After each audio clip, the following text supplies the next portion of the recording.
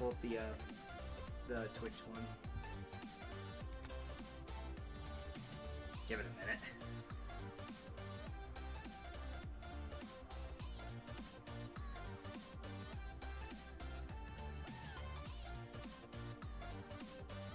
Are we live?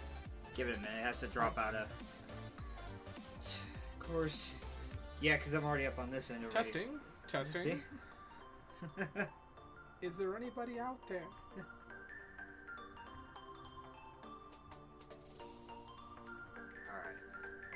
Alright, and we're live. We're doing it live! Yes, finally got there. Sorry about the way, everybody. Hello, everybody. Clear the table. Show your decks and roll for initiative. We're back with more Magic. We're starting off with Penny Dreadful today. So, sorry for the delay, everybody. Unfortunately, there are times when this game client is not reliable. This was one of them.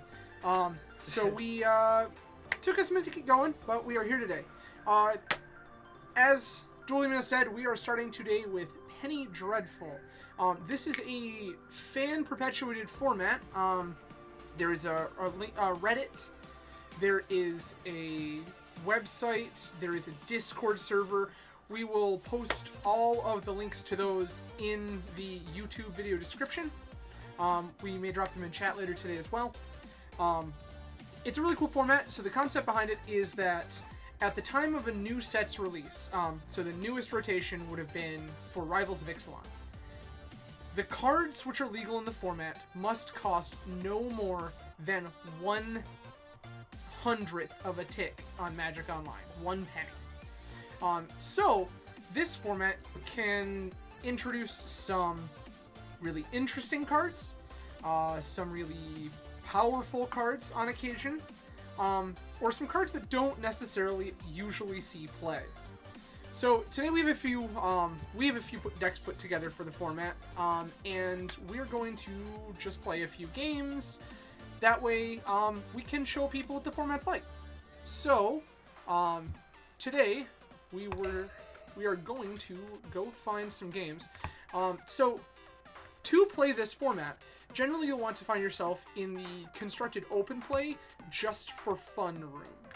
Occasionally you'll see people playing in Getting Serious or tournament practice, but often you'll see people playing these free-form matches in the just for fun constructed open play room, and it will be listed as PD or PD League. The users on the subreddit do maintain leagues here on Magic Online. And prizes are often issued to the winners of these leagues. Again, we will post the links to everything at a later date. So, today we're not going to play a league. We just kind of want to give everybody a taste for it. So, that's what we're going to do. Also, because I forgot to mention it, PD is traditionally a 60-card constructed format. 60 cards in your deck, no more than 4 of anything except for basic lands. The usual rules. However, you can see listed here, I do have PD Commander decks because some people like a 100-card singleton version of this format. So that does pop up from time to time. Unfortunately, I still have one of my old decks listed here from a previous season. As I said, the format does rotate with every new set's release. So, with that happening, sometimes your deck will become obsolete. For example, this was one from about 2 seasons ago. We were, I will say, lucky enough to have a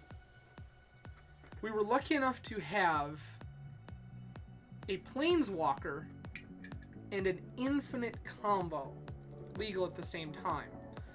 So I had built a blue-red control deck around this Planeswalker and Infinite combo. The Planeswalker being, I believe, Chandra Nalar, and the Infinite combo being Niv-Mizzet the Firemind and Curiosity. So it was quite interesting. This time around, we have put together 3 different decks. We have a kind of mid-range red-white deck.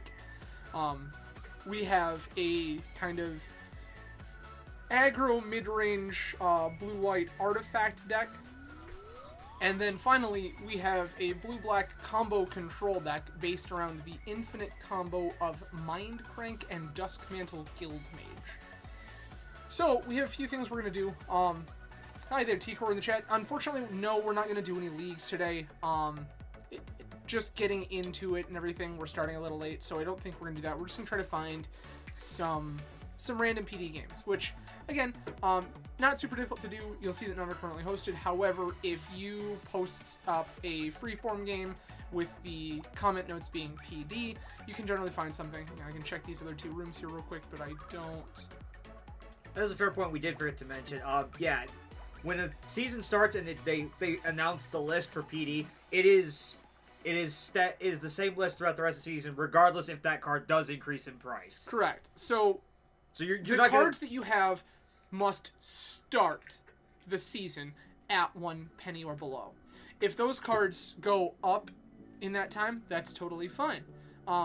Again, some cards will end at $1 or sometimes more than that. That's totally fine. So the only requirement is that at the beginning of the season, when the new set comes out, at that point, the cards in your deck must be 1 penny or less on Magic Online. So, without further ado, I think we're gonna get started here. What do you think? I think we should probably start with the one that I put together, which is obviously the worst one. I don't know. So, we'll start with the Artifact Synergies deck. And lucky enough, we our friend in the chat here, T-Core2, does have a match up for us, so we'll go ahead and play him. Alright. And it looks as though we've won the die roll. Beautiful start. We would love to play first, as it turns out. Aww. Actually, this isn't a... This hand's totally fine. No. Yep, this hand is totally fine. This is keep... I'm also going to trust that T-Core does not lean in on this, because we don't have, like, a hand guard or anything for this. Yeah, we won't be running a hand guard or anything today. Like I said, primarily we're here to show you what the format's about. The kind of things that can be accomplished in the format. Again, yes, T-Core2, no stream sniping. So, Alright. We'll just play our land for the turn and pass. I think it's funny because we also got one of the pieces that we added recently that makes this deck just kind of get a little nuts after a while. Correct. What do we got here? I don't know if it's going to outrun our opponent. Don't know. We'll have to see what we can make happen. Don't say. I think here, our game plan is going to be to make this guy. Riddle me this, T-Core! Riddle me this! And then start looking for some cards. Yeah, sure. We'll take that. We're going to discard this one. And then I think we're going to play this. You're just going to pitch the other one, or pitch the other one to it. This. Or, yeah, you just pitch a land.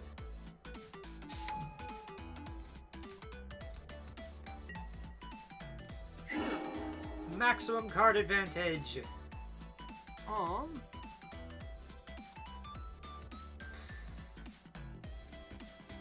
Here, I want to pitch this guy because I want to get down this other one the next turn. Alright.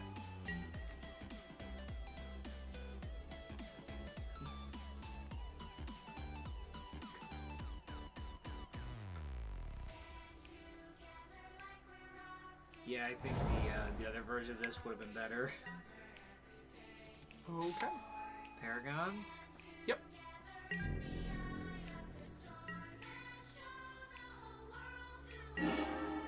Oh. Yeah. That's definitely beneficial. So I think what we can actually do here is make some attacks.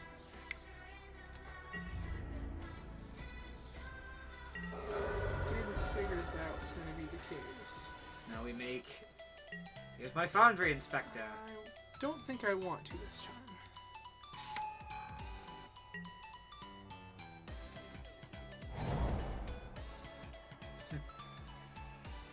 that still fit doesn't fail to be entertaining when it's just like, let me look at like 5 or 6 cards in a row. Sure.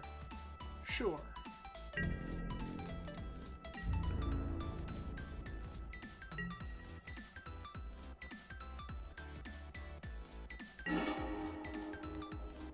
Yeah.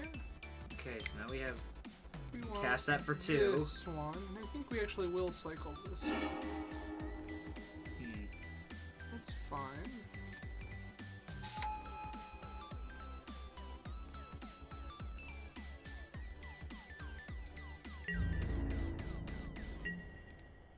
That's not a bad start.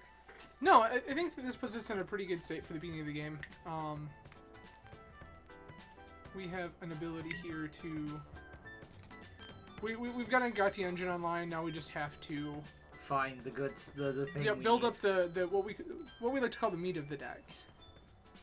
Still kind of wish we had taken Broodstar out, but because like right now, Broodstar would cost us 3 mana Correct. and would be a 6/6 flyer. It's very true.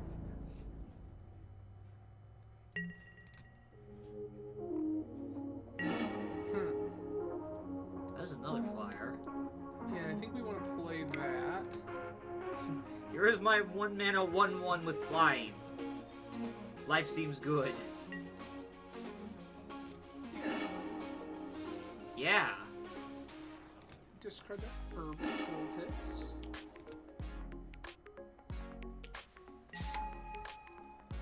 Play this a quarter shield. And I tell you, yeah, we're not going to yield to Yeah, that. obviously we're not going to discard cards here. Part of me wants to see if I could do something in Pauper with this engine. Play like a Scrapyard Savlo, Scrapyard Salvo? Yeah, I believe that's Pauper legal, ain't it? It's just like ripping a bunch of 0-drops and drawing a bunch of cards and then just, here, catch. Do like a blue, just a red, rip a bunch, like a red-blue, mostly burn kind of deal. Just sit here and just benefit off of all those affinity dudes. Alright. Obsidian Battle Axe. Ooh. We want to make an army of elves, you say? Army of warriors. Okay.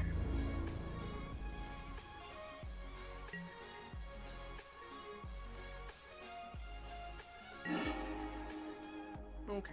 We're gonna hold on to that for now. There's no reason to Yeah. to play other land at So this here, point. let's make a 2/5 flying Vigi. Yeah, seems- we're just going to Seems like a game plan.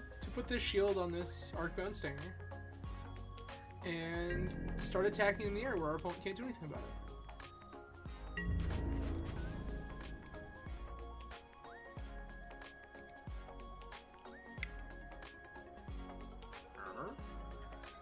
Making a token.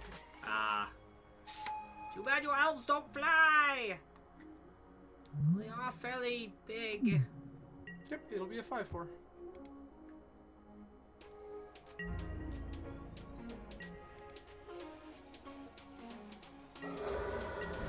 Well then.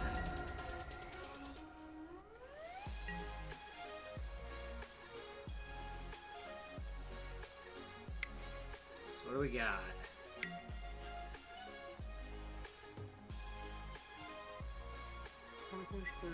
Oh. I'm not familiar with that one. What does that do? So Snakes? Sasuke gives your snakes +1/+0, which I think, looking at our opponent's board, is pretty irrelevant. The relevant portion of this is whenever a warrior you control deals damage to a creature, destroy that creature at end of combat. Basically, So if he attacks us, everything has delayed death touch, basically. correct. Ugh. That's a pretty big board. Well then. Yep.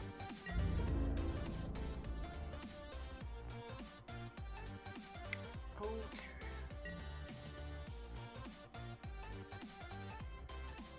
I think I actually want to block here. We'll take the 3. Modular it out. Yep, and so the modular ability is going to let us put +1/+1 counter on our cool little 4/3 here. making him a 5/4. I would love to use our Foundstinger's ability.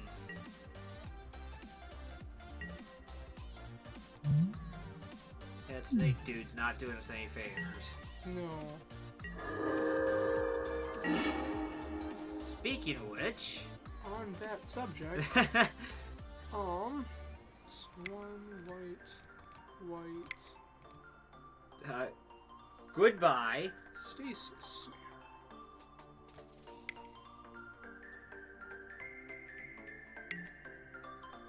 Sure.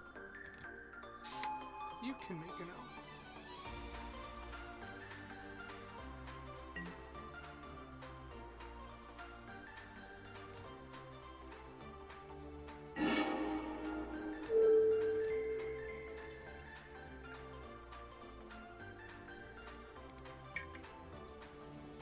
No more delayed death touch for you. And I feel like Riddlesmith has served the end of his utility, so I feel like we may end up blocking with him this turn. Well, the other problem is all of them tokens have trample. Basically all of his creatures have trample except this Imperious Breed. And I don't think he's attacking with the perfect even attack. the priest Or, has. I'm sorry, the Bramble. Okay, I was about to say, you motion to the wrong item. The other Lord. Yes.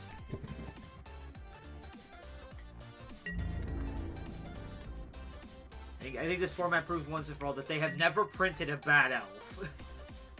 I don't know, there's some pretty bad Because, ones. well, I mean, for crying out loud, it's like, this is Penny Dreadful, where trash from drafting is supposed to go, and here's a fully functioning elf deck that ticks like clockwork. Well, part of it, though, too, I wouldn't necessarily say it's all draft trash, but these are the cards that maybe don't see as much play as some of their counterparts. Because there's always a better version of a card debate in this compared to other formats. For example, Bramblewood Paragon, while a very good card, does not see as much play because elves just traditionally are able to make a bunch of mana out of their own accord. So it's not really a huge issue. You don't need warrior, I'm sorry. Elves have other lords, I apologize, is what I meant to say. Yeah. So they don't necessarily need this warrior tribal lord to do that job for them because they just have other options. What do we got here? Well. Okay, well, that one's not as good, but we're going to equip this shield, make our guy real big.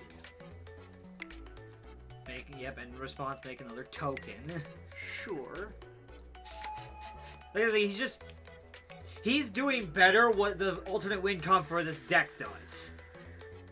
And that's what I was kind of afraid of when we talked about it, when we were trying to put this deck together, is there are decks that just do that concept better. Oh, sure.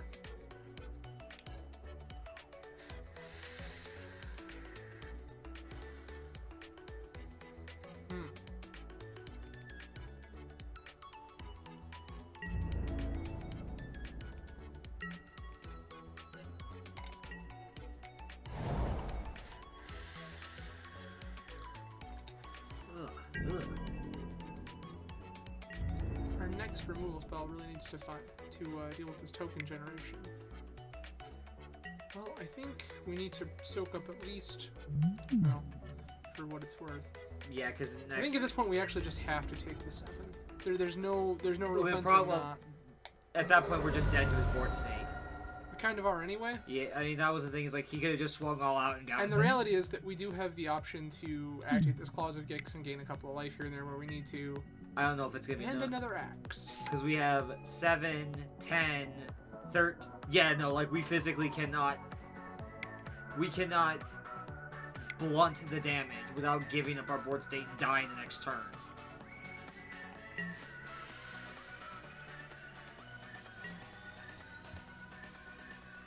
There's the stasis now we were looking for. Play lane at this point.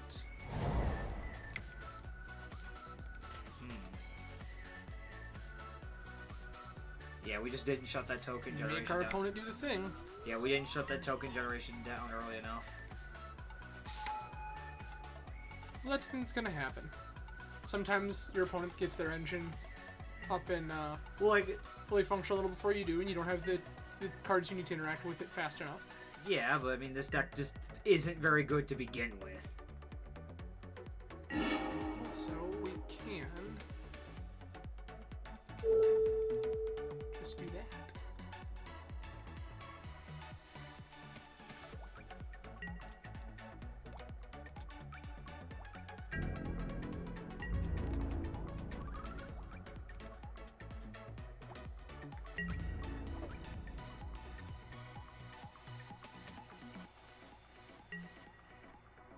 Yeah, but I think right here he just takes it and kills us. Yeah. That's the thing is like when we were playtesting this, we saw so many more efficient engines than this. Like Well, if we and so the disclaimer to everyone following along at home, we are not the most avid players of this format in particular. I have played some Penny Dreadful in the past. I got some great enjoyment out of it. But it is not... Oh. Well, you don't say.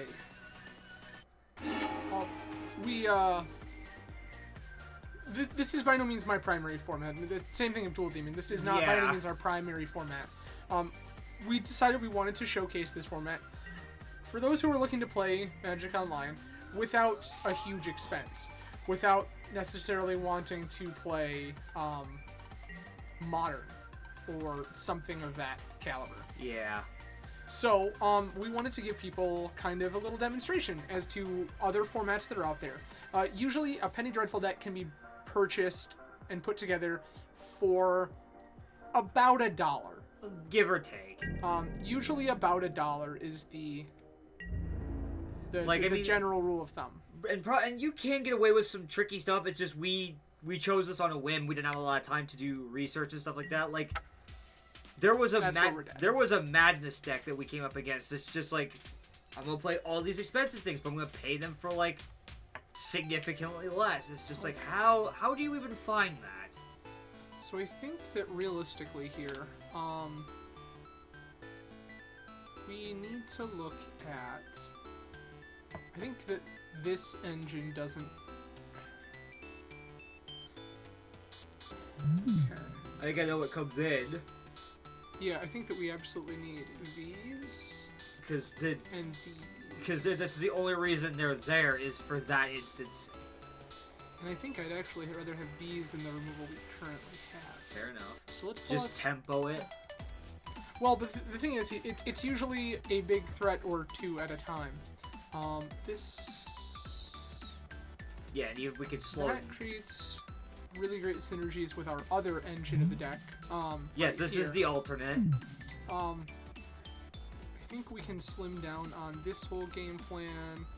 I think that this is too slow.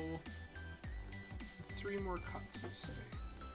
I think we can pull a couple of these.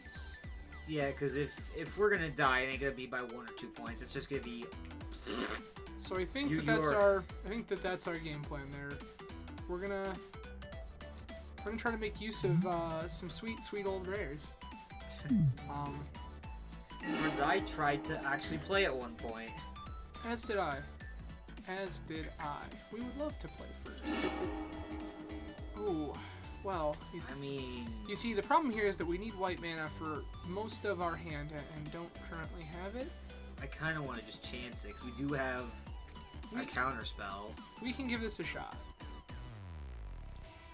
Like, sometimes you just Indeed, T42. Warrior Tribal. Yeah, sometimes you just gotta take a chance on your deck. I've done this with Tron. We're playing Legacy Tron a lot, where I just have to sit back, look at my hand, go, alright, give me one shot. Give me one chance to make it right. And a couple times it does, a couple times it doesn't.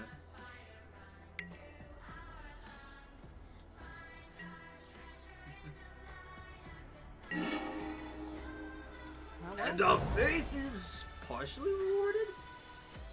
I don't know if we want... It's better than nothing. Yeah, I think that's the process we start. Here, riddle me this. What the fuck am I gonna do with it? So we need to draw another land here, and we really want it to be a white source. Yeah. Okay. Hmm. Opponent seems to be trying to make sure their mana is good.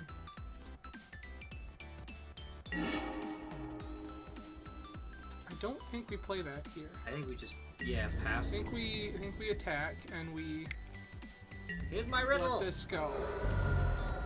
Here's my riddle. It's my tiny boot up your ass. Kids, sometimes you attack with 2 ones. Sometimes the text on the card is actually relevant and you just attack with some 2 ones. Ooh. Our opponent passes doing nothing. So the question is, what do we do?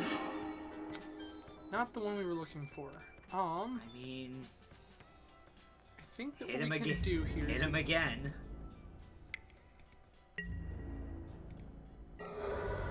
I think that we have the ability to play this here just because we can get a draw trigger out of it. What do we get rid of for? We have a couple of options here. Let's see what we draw We'd first. love to use the draw trigger. I think we just... That's not what we're looking for. I think that this is the furthest away as much as we want it, so Yeah. that's the one we need to get rid of here. We can probably find another one later. We just pass. I did. Both of us apparently having the bad draw scenario. No one. I know that the Twitch chat can't see, but Yes. Our opponent has said they're also haven't seen- not drawing the correct half of their deck to play this particular match.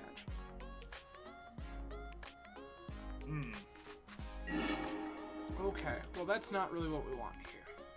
So we're just gonna get in again. When in doubt, ship it out. All right.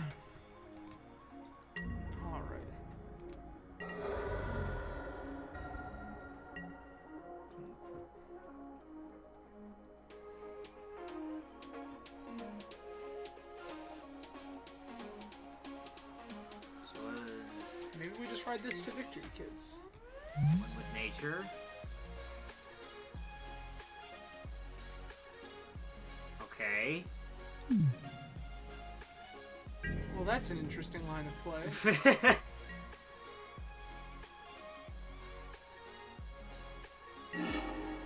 Okay.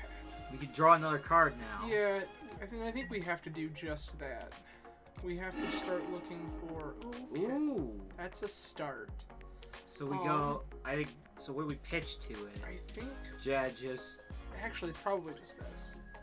But I mean, all we need is one more land to cat. It's true, but I Yeah. think that in reality, like we're more interested in doing a series of other things. Yeah. So, three into.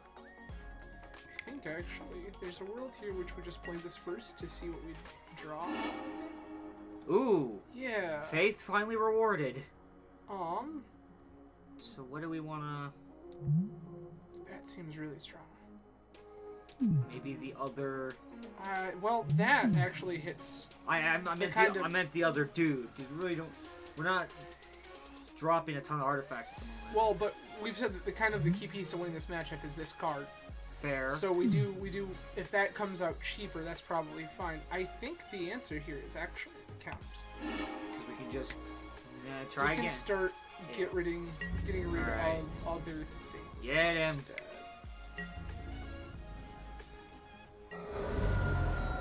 Death by weenies. Nothing we're gonna do about that. So he's.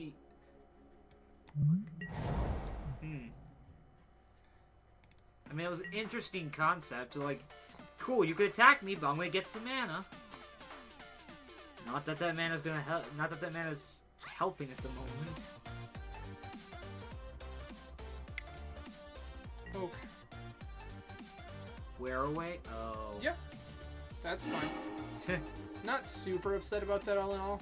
There are much worse things that could have The happened. coddle. There. That one we're not super thrilled about. That's an instant 3/3 that gets a battle axe. Yeah, that one. That's not one we're super thrilled to see here. But we can actually fix that too.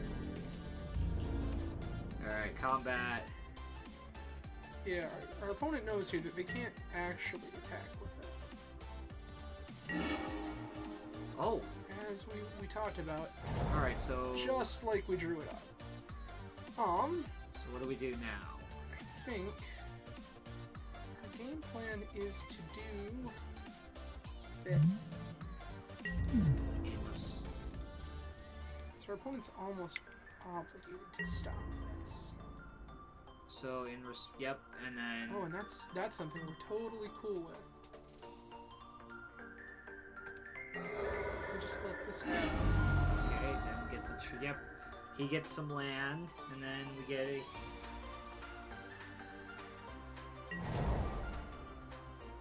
He gets that, and then we... I think we're actually in a better spot here than it So we just let him have at it, and then... Yeah. One's playing some stuff. Unstoppable Ash. Champion a Tree Folk or Warrior. Whenever a creature you control becomes blocked, it gets +0/+5 until end of turn. Okay. Oh. Interesting. Sure. That's a pretty big dude. This axe makes that a pretty large fellow.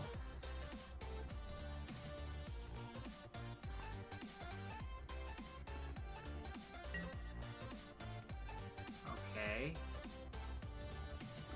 This is something. So Nikado made the Tree Folk a champion? Is that how that worked? So champion is whenever it enters the battlefield, you have to sacrifice it unless you exile the relevant thing it's asking about. And then when it leaves the battlefield, you put that thing back into play. Okay, so you prison your own piece, but you get a bigger dude out of it. Unfortunately, yeah. Someone's about to look a bit like a fool. Well, no, it's not like they could. Yeah, it's could know that we had that. I mean, hint, hint, wink, wink. He could have, but.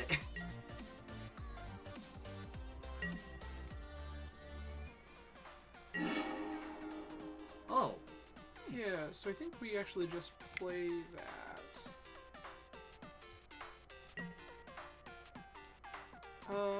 Yeah. Let's draw a card. Why not? Ooh. I think we're actually ditching this guy at this point. Yeah, because we've got... We have the ability to do better things. We're being efficient now.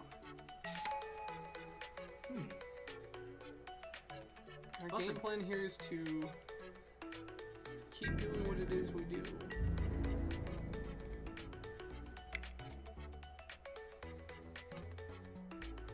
Surprised this deck is actually starting to hold up, because like playtesting it was awful. Like we had hands that we had to mull to like 4, and even then still weren't doing hot. To put Nikado back in your hand, sir. On top of his library. Actually. Oh. So we're gonna bury that. I would say let's bury the axe, but that's just a waste of a spell at this point. Well, we have some other ways to deal with. Oh, well, that's what I was getting at. So we're getting the Tree Folk. No, it's Pride. Nikado War Pride. So this card actually has some really interesting implications. When it attacks, it creates a bunch of token copies of itself, where those tokens are tapped and attacking. It's a fairly interesting and aggressive card. I'm surprised it actually made it into Penny Dreadful, because that card can be super powerful in the right circumstances. Oh, absolutely. On top of the fact that it has the axe and haste.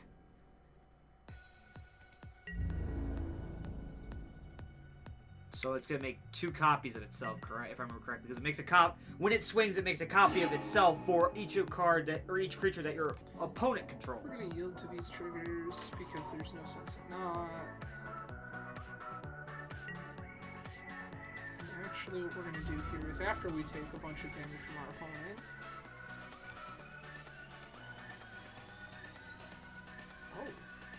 Oh, that's right. There's a must block scenario, isn't there?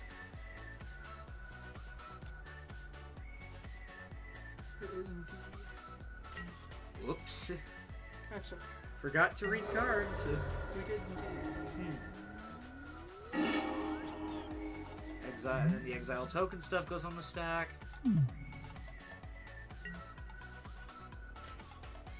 Now, out of curiosity, this is just a random question, but if you were to flicker one of those tokens, would that on that trigger and the stack resolved, would you get to just keep the token? One of our triggers didn't happen correctly there. Huh? We should have had a modular trigger. No, I mean no valid targets really, but Well, I know what we're doing here. I just hope it's fast enough. Oh, we're just gonna go for it. So draw a card. Sure. Okay. I think we want to pitch that actually, which is kind of unfortunate. Yeah. So. And we're gonna get in because the next turn we're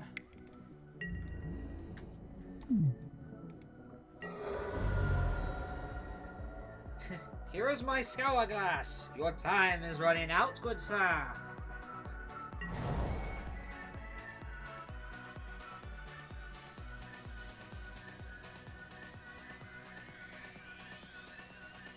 Interesting.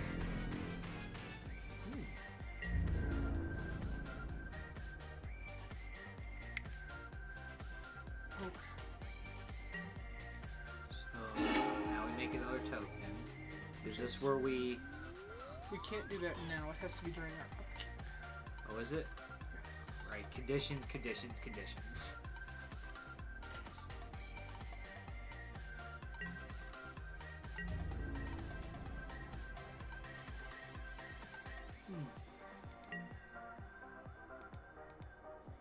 Make sure I set that stop.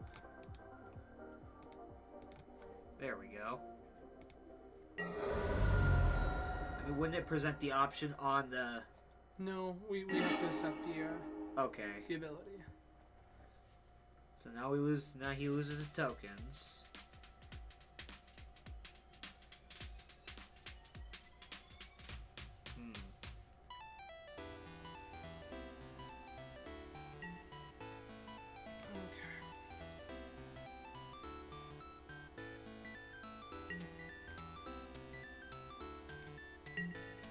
Now we go to our turn. Actually, first I want to... Yeah, I figured you were probably gonna... do that to gain a life. And then take that. Kaboom! And we can go into our draw step. Good.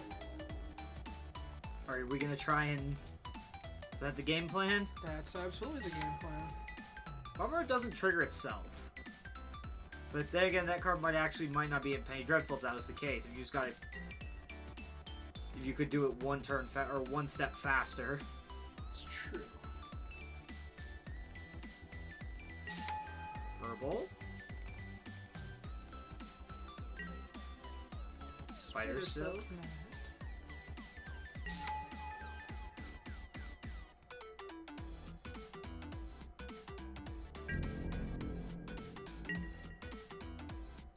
Now we just need one more.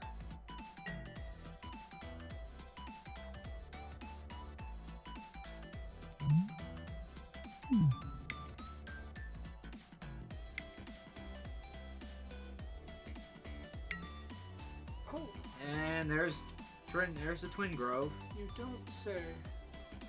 There's a Battle Axe trigger in there, is there not? There is indeed, and unfortunately I believe this means it is lethal. Yeah, because it gives haste. Yep, that's kind of just it. Whoa! Shit.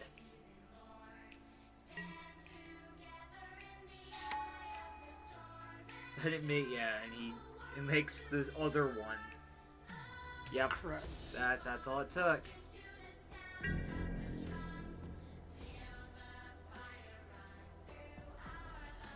Well, our opponent got us here, but we've shown you what the deck does. Yeah, the deck. It draws it goes through its. We can rummage through the deck pretty quickly, and we may as well do it here for the sake of it. Sacrifice itself.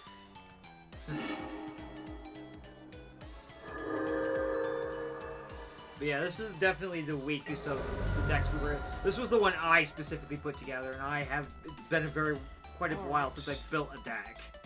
So the next one, and we can actually play a game here against another gentleman. So we can give T-Core a chance to enjoy the stream, as opposed to having to be part of it. So what we have here is a red, white, or Boros kind of aggro mid-range strategy. And this is Adam's And creation. This hand is totally fine. All right. Now we can see. Now you can see a deck from someone who actually has an idea of how to deck build.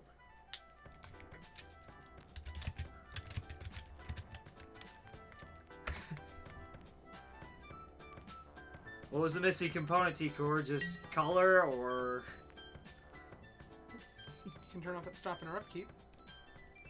That could be that. Alright. I'll play this Mountain to go.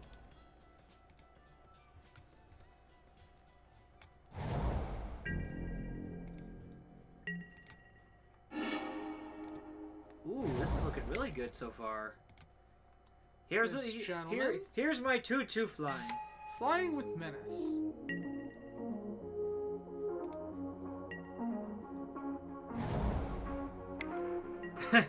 Fair enough. I mean, that was probably the better option. Lone Rider? A flip card? Cool. So here's Sun. We're actually just going to deal with that right now. Burst Lightning. Kaboom!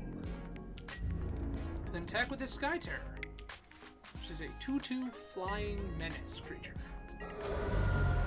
In the next turn, we have a couple options. We have this High Spire Mantis, which is a 3/3 with flying and trample, or this War Leader's Helix. Now, what does that flip into? What does Lone Rider flip? It that rides as one, which is a 4/4 Eldrazi Horror with first strike, trample, and lifelink. I don't think we want to let that flip. No, we really don't. But we do have another Burst Lightning. We do. We have a few options here. Speaking of which, so there's this white. Yeah, I think we just sorry, but Burst Lightning again. What's even the condition for that to flip anyway? I think it just needs to deal damage to us. Is it? Nope. If you gain 3 or more life. So he might be playing a life. So he's trying to gain some life, but that's okay because we too can gain life with these War Leader's Helix.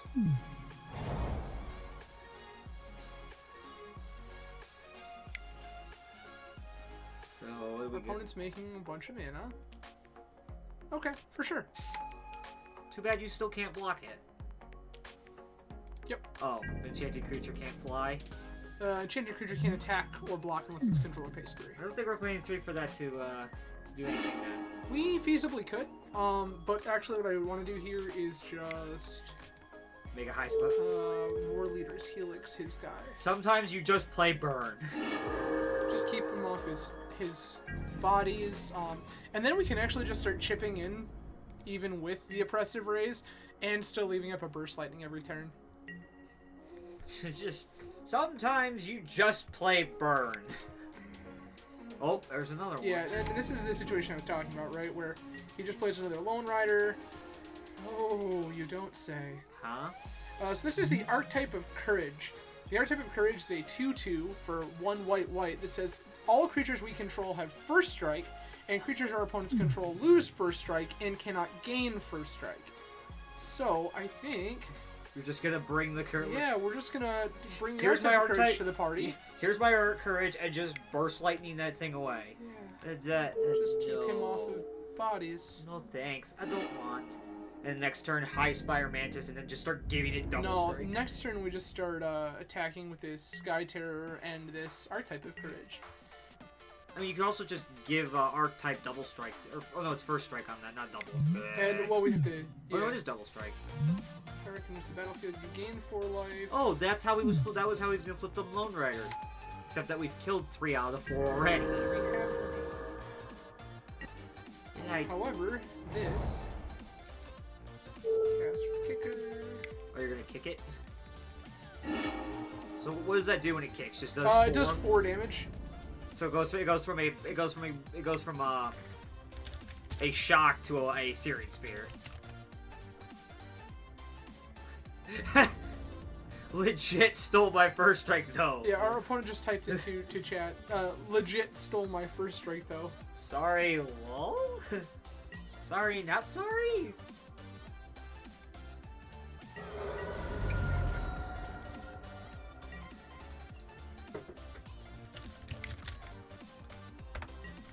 Our opponent plays another Lockstone Hierarch. I don't have removal for that one though. Not this time, but that's okay. My hand is all duplicates. He's nice. Okay. Okay, so we've got High Spire Mantis and Annex and Simon, which is has interesting implications here.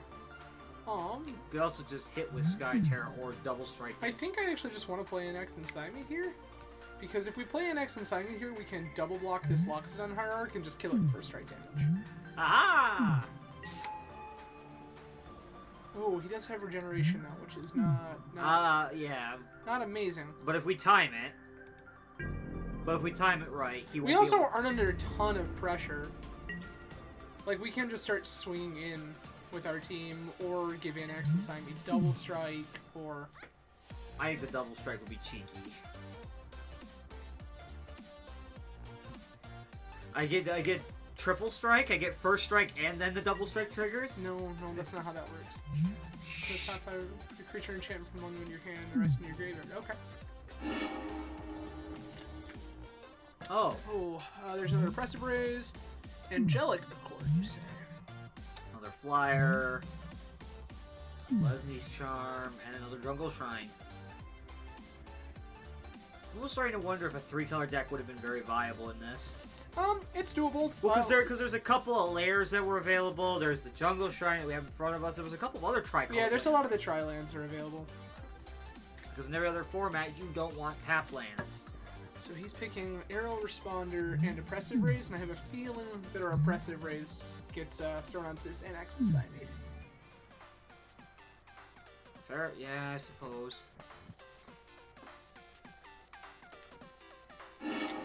T-Core, we can most definitely play some matches at some point today. We're gonna be streaming this for a little while, I think. We've got 3 decks put together, yeah, we can definitely. Yeah, and for this part 2, after we take our brief break, is going to be Momer Basic after this, and we'll explain that when we get there. Kind of a bit of variety of Magic today. Bit of a variety pack. 2, 3, 1. That has interesting implications. Do we get him? 3, 4, 5, 6, 7. We can attack for 7 here. Or do we drop the Mantis and have? I mean, we probably could. Or do we just hit him? 1, 2, 3, 4. We'll just drop this High Spire Mantis this turn, because then next turn we can really start alpha striking and just beating with the entire team. Well, yeah, we have to pay 6 for our team though. But we have the 6 to pay. Fair enough. The only situation in which I'm not okay paying 6 is if we draw another War Leader's Helix, at which point I just want to deal with this Loxodon Hierarch.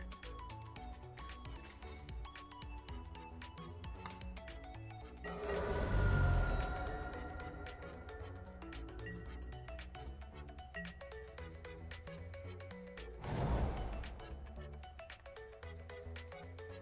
feel this is the Angelic Accord. Which will make... It doesn't do anything this turn because he doesn't have any he doesn't gain life.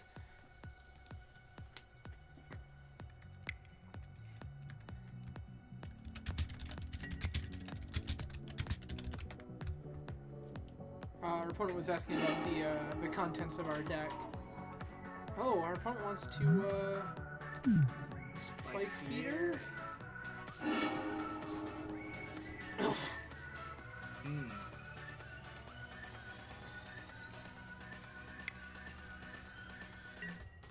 And there's the Spike Feeder. Absolutely. Also, at the moment, he can't regenerate, though. No, but he can gain a little life. Yes, but he can't regenerate his Loxodon, so there is a potential there. There's another body. Or do we just full-on We plunge could it? just attack for 6. Just Give that double strike. like leave the rest of our team back. That sounds like a plan.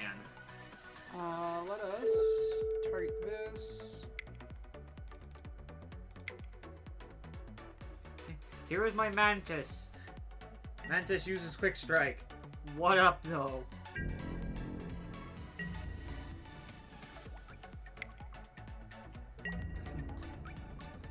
Bop. Have 6, sir. I insist. Well, I get what his game plan is here. His game plan is that he has this Angelic Cord in hand and this Spike Feeder, and he's going to try to gain some life with, whenever you gain life, put that... Aha! Oh, there's the trick. It's the bond. It's a bond. It's a combo. Sunbond Spike Feeder. It is indeed a combo. Uh-oh. Does that mean he just... Is it that many? Yep. I think that this is indeed infinite. Is it? Always yield. I believe this is indeed infinite, and he can Angelic Accord next turn and make... Oh, you gotta be kidding me. Well, it's your clock, not ours. Yeah, but he's just gonna key. It just... It's okay, because there is a... These matches are indeed timed. Let's just let him go, then. And does his thing get infinitely big, or does it only stay at the same? Nope, it'll stay at 2-2. Nope. Oh, wow. Oh, yeah, I was about to say, I think it gets bigger. It's just stacking triggers. Okay. How many you gonna stack, buddy boy? Jeez. Well, this is the... Oh, and then he's gonna swing. It does not have trample, though. Correct, it does not.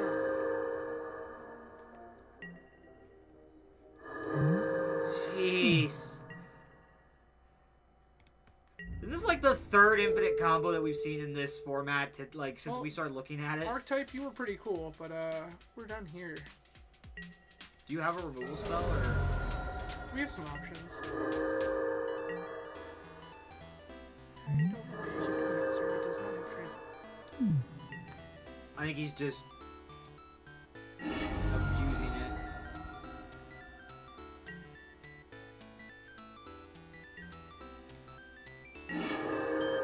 That's not going to do it. That's a problem. So we need to... So another combo deck. That is the second one we know of in this format. Because there's that and the Minecraft combo using Dust Panel Guild Mage. That's kind of dirty. So we definitely want these Seal of Cleansings and these collective efforts. Just try and break that combo before he gets too far. Yeah, well, that lets us do a whole bunch of things. Let's take out one of these Anthem effects. And then...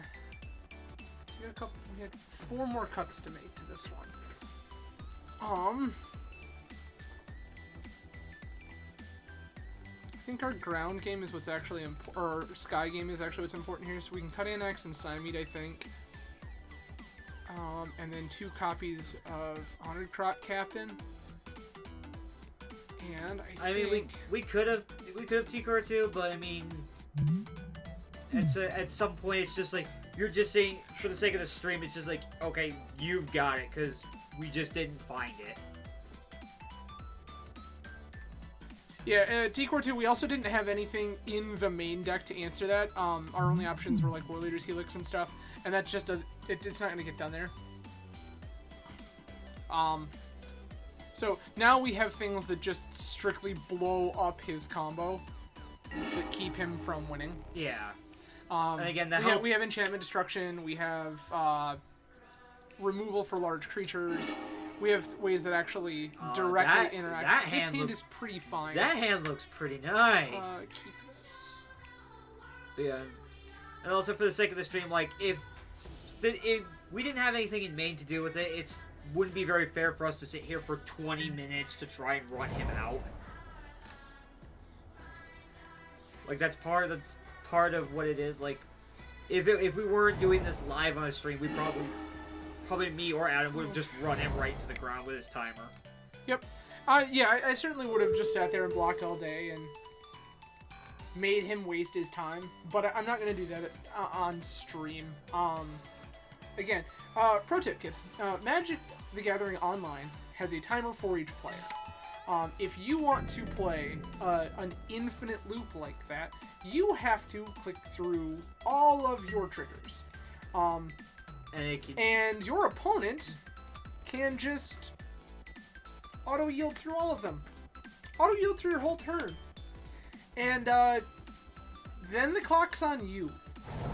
Then you're the one that's forced to interact. And of course, then there's also the combos that do that do trigger checks that you could just straight up crash your game on it if you're not careful.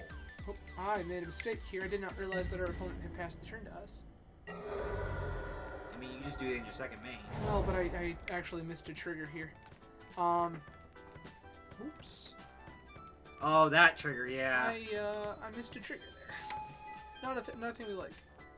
But yeah, like Magic in paper when it comes to playing degenerate combo is can sometimes beat out playing online because you could just, I want to play this degenerate combo. Well, things like Spike Feeder combo, you have the issue of you can run out of time. Then you get things like the Mind Crate combo where it just auto fires till your opponent's dead. Okay. You just let the computer figure it out. Yep, this is totally fine. You can do whatever you feel that you need to do. We have nothing but answers in our hand right now. Please set up that stupid Spike Feeder. At this point, we're just gonna start getting really, really aggressive. 4, 5, 6, 7, 8. Our opponent is almost dead. Huh? He took the Spike Feeder. So we have a War Leader's Helix in hand, which will trigger our Battlegate Mimic. We can swing with our On-Crop Captain and our Battlegate Mimic. Our opponent is nearly dead. Double Strike, if anybody was curious. Yeah. Next turn, so that pushes the clock even faster. Lights. War Leader's Helix you? Aha! Okay. Swing team. Swing for 8?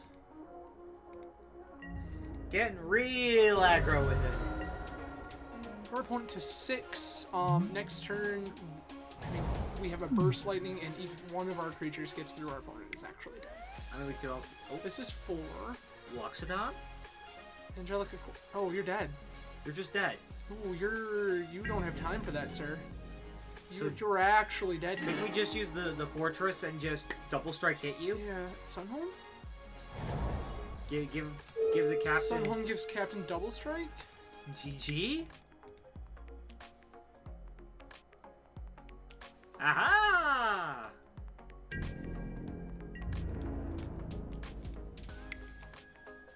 Get you!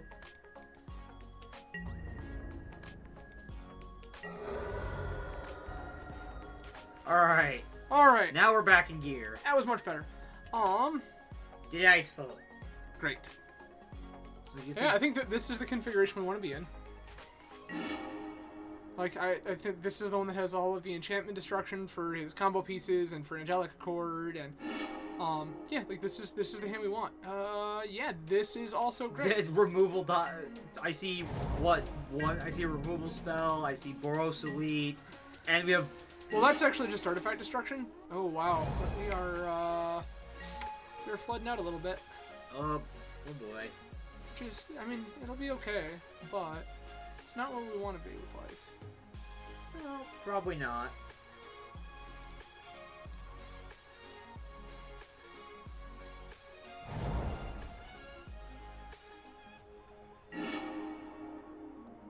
Okay. Ah, that's a little better.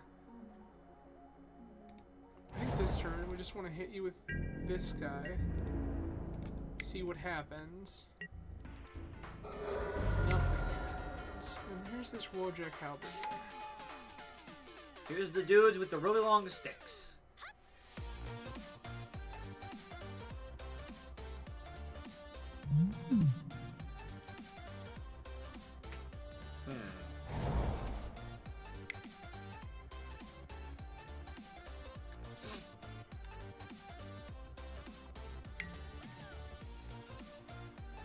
Yep.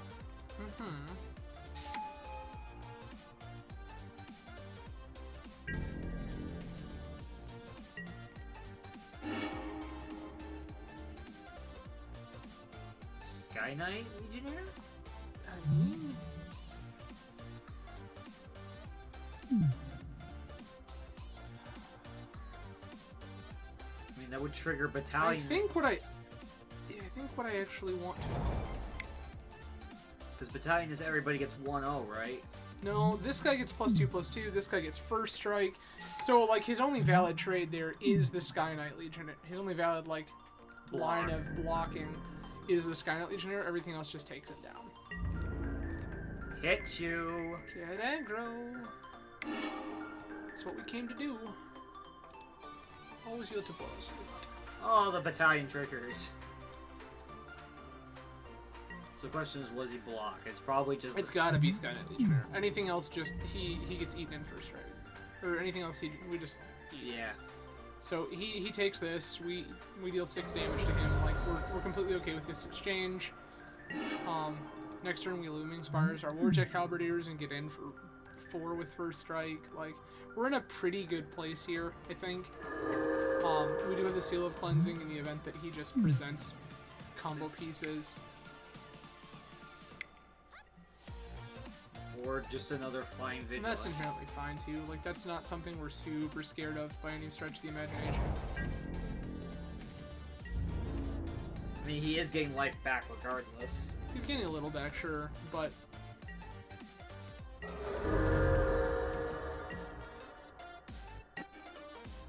alright. So Lumen Spires. Lumen Spires targets Wojak Halberdiers. So that's the red version of Sandstone Bridge, which you use. Similarly, yeah. Yeah, so it gives it... And then this True Fire Paladin, which again is going to make this whole Battalion Triggers thing happen. Doesn't have haste, though. No, it does not. But that will come down next turn. And it also has activated abilities that allow us to give it first strike and give it extra power and... Fair enough. And again, we do still have this seal in the event that he thinks he's being clever. If he wants to go for combo pieces, we can just blow them up. Like right now. Accord. So he's going to make an angel here, which is not incredibly good for us. But luckily we can just seal away the Angelic Accord, so that it is the first and only angel point off of this Angelic Accord, and we can we'll have to play a little bit of a catch-up game, but I think we can get there. Well, we can do the seal and the... Sunholm. We can do seal and the Menace guy as well. No, we cannot. We do not have another white source. Oh, fair. Goodbye, Angelic Accord. No. No more angels for you. No more. So at this point, I think we have to just stay home, as much as I don't like it. Let him swing team. Well, I mean... Oof. Heliod's spear. Or spear Heliod. Yeah. Great. And he can activate. Good. He did not see that he could just activate. No, he did. So we're going to be taking quite a bit of damage here.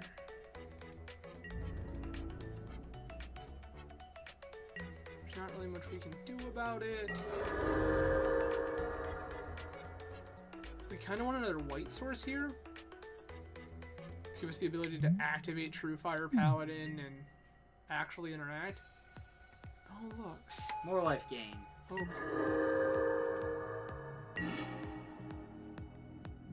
Well, you have an Anthem, but... That's not at all the card we wanted right now. You have an Anthem, but you can't cast it. That sucks. Mm-hmm.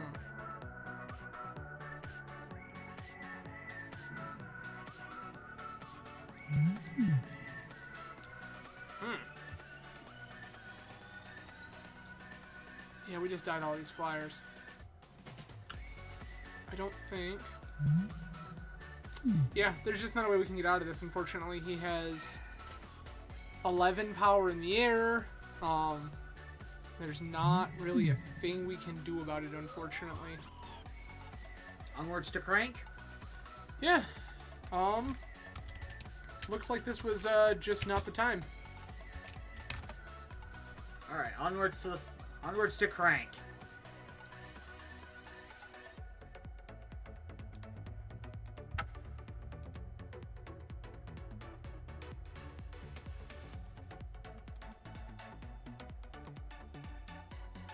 Oh, ooh. Another format we may eventually visit on this particular segment, yeah. Canadian Highlander. The format of stupid. It's a 100-card singleton format that involves all sorts of shenanigans and Power 9 cards. Alright, so... Alright, so, now we, Now we're gonna do Crank?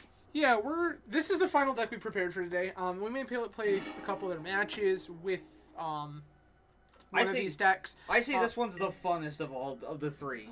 Can we... So how this one works is Mindcrake and Dustmail Guildmage. So basically what happens is you plant both of these, ping a damage, and they just kind of go back and forth until your opponent is either dead or they top deck a shuffle trigger.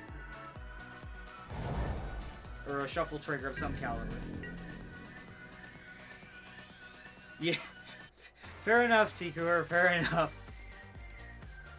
Yeah, so the interaction here is between the card Mindcrank. Whenever an opponent loses life, that player puts that many cards from the top of his library into his or her graveyard. And the first activated ability of the card Duskmantle Guildmage. So Duskmantle Guildmage has two activated abilities. The first of which, and the one we'll talk about here, being for one, a blue, and a black. Whenever a player puts a card from their library into their graveyard, they take a point of damage. So, this, of course, that activated ability, plus Mindcrank, plus any point of damage, creates an infinite loop. And unlike with Mindcrank. And unlike ones like with Spike Feeder, this one you could just auto yield to on your own, and the computer just has to calculate it out. Yeah, because what's happening here is it doesn't actually take you interacting with it. It just legitimately creates, oh wow, that thing got real big real fast. Eef. I don't know how we deal with that. I mean, we go for broke. Well, I don't think that we can go for broke because we don't have... the third land. Yeah, we're missing a black source, and half of our combo.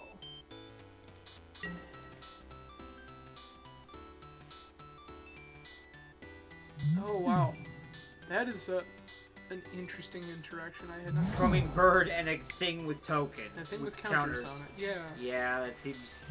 Oh, and grab creatures. You say. Put more tokens on it.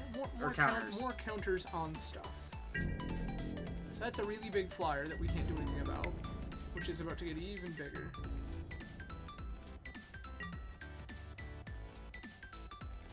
Can't block.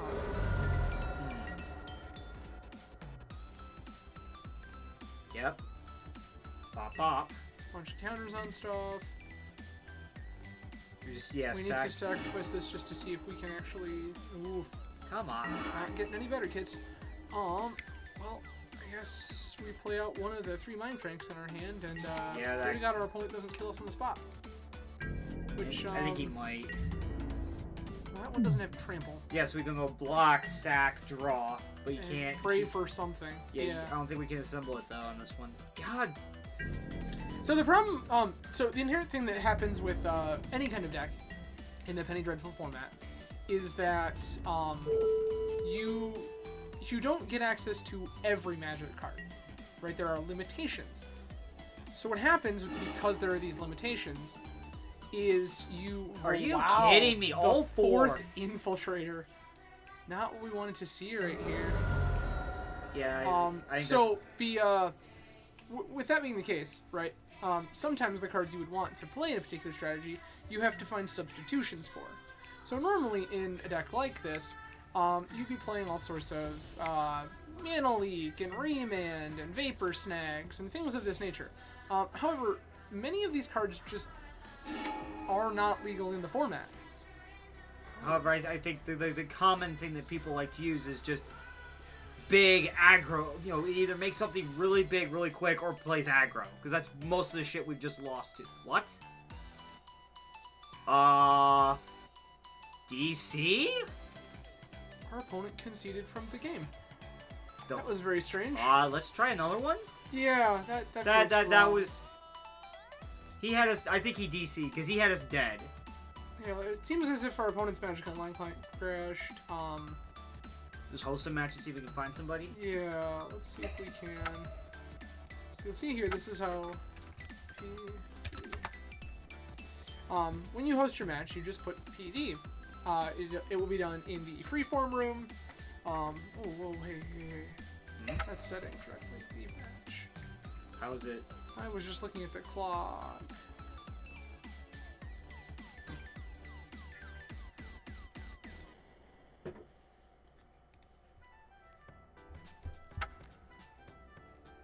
Hmm. 20th. Strange. Okay.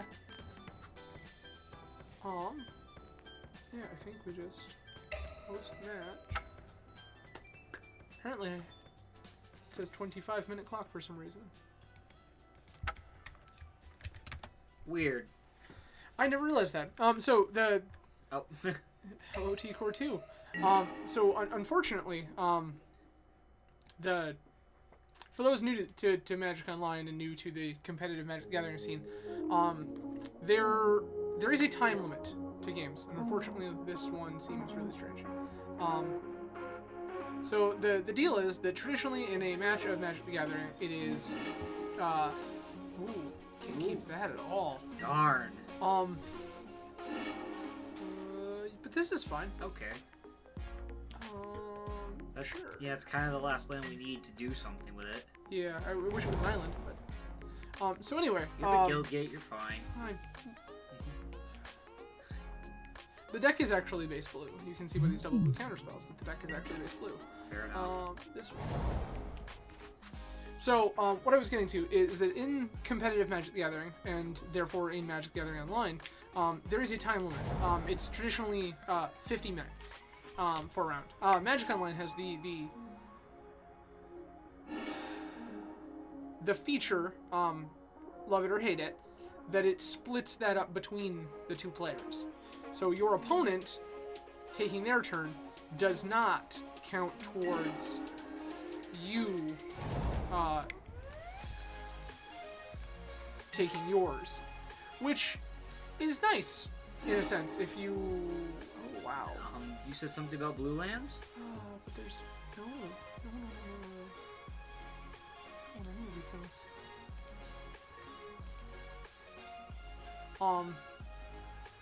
Bottom, please. So if you're playing against an opponent who is playing incredibly slow or whatnot, plays a deck that has a lot of moving pieces, or like the Spike Feeder deck we just played against, it requires your opponent to understand that interaction, play through it quickly. And you, as a player, don't suffer because they are taking an obscene amount of time to do these things. However, in Paper Magic, they don't split this time up. Your match is 50 minutes, period, full stop, end of story. Hey, no game, how's it going? I mean, there's a world where I could go revisit Fortnite. I understand that it's been getting a lot better lately. I mean, I've never been one for the PUBG scenario, but I guess, oh, maybe I'll do that for the multiplayer on the next one. Drag Tuck into that and see how that goes. Here's that second blue land I wanted so bad.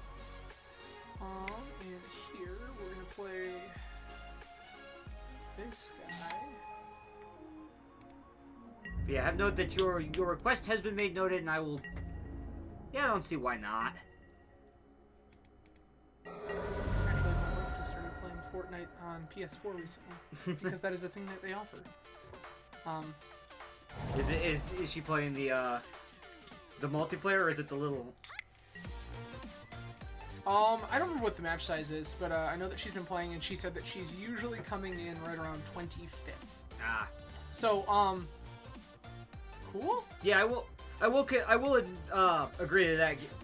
No, but when I looked at PUBG, it just looked like, for comparison, it looked worse than 7 Days to Die back when 7 Days was still in like its alpha stage. It's like you're telling me people are buying this game as a full release now? Come on! But yeah, Fortnite definitely is a lot easier and a lot more streamlined to it. I don't know, I'll chuck the idea at Tuck and we'll see if we'll put that for the next Tuesday one, I suppose. I think I still have it installed. If not, I can still do it. I can get it together.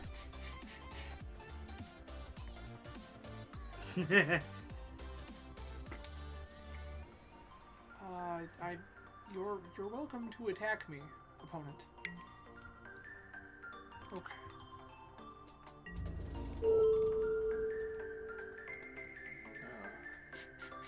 Yeah, if I got my choice of weapons, I'd probably be the guy that's like, I want a good shotgun and the grenade launchers. I want to make some people look stupid for trying to bunker up in the center of the map. Or the center of the eye. Well, apparently we're playing with a control hand today, kids, because this hand isn't really doing anything.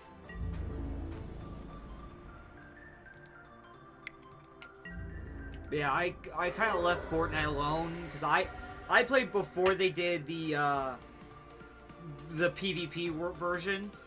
Back when it was like you go around, you fortify this location, you defend it, and then they turned it into a freaking mad grab of loot boxes, and it's like I wasn't up for that. I had already shown great support to the game for buying it before it was free to play. Why should I have to suffer through trying to upgrade my survivors for saving the world version? And that just bothered me to no end. Because there's no way to get XP other than buy loot boxes. And it's like, why would I have to pay money just to get XP to level up my stuff? I don't get anything out of that. I just grind to make my things better.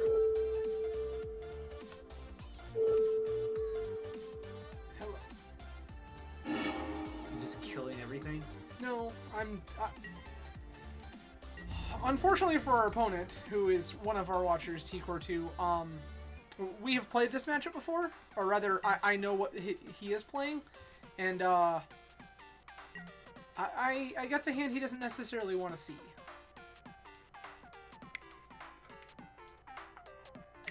Alright, yeah.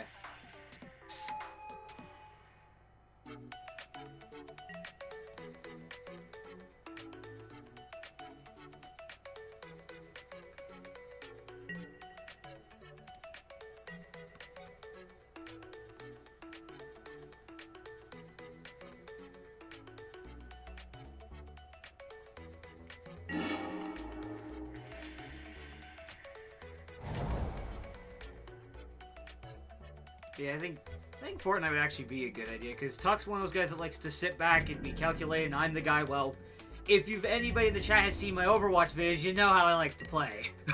I'm up in your face, I don't care about my HP bar until I hit 0.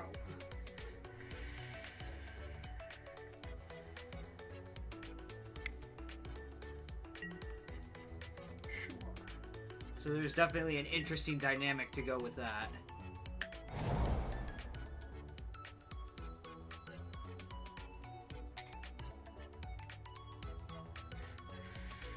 You can do like 2, 3, 4-man squads, can't you? If I remember correctly. I don't remember what the squad. I know there's the 50v50, but I don't remember if you could do like. I think you could do groups of people, can't you? 3 or 4.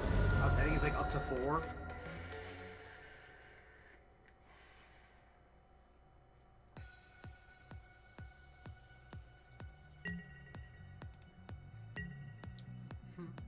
I would say it'd be a bummer because Fortnite doesn't cross-platform, but I know what happens when you do that shit, especially with a shooter.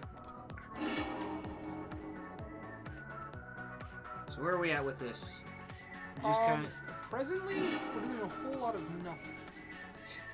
Turtle City.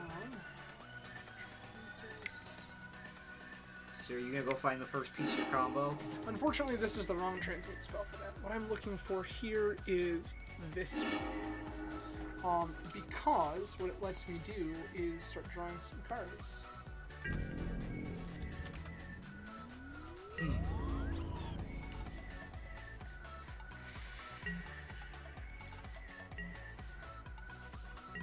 shuffled our deck a couple of times. We managed to draw some cards. Hopefully, start stitching together the combo. Our opponent is also on a combo strategy, which is Filthy elves! a problem for us. I don't think we can let that happen.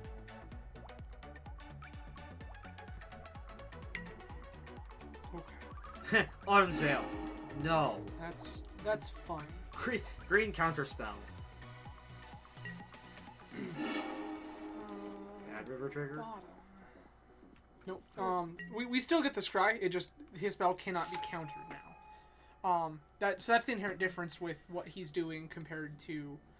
We still get the scry trigger, which actually is good for us. Okay. Take some more damage here.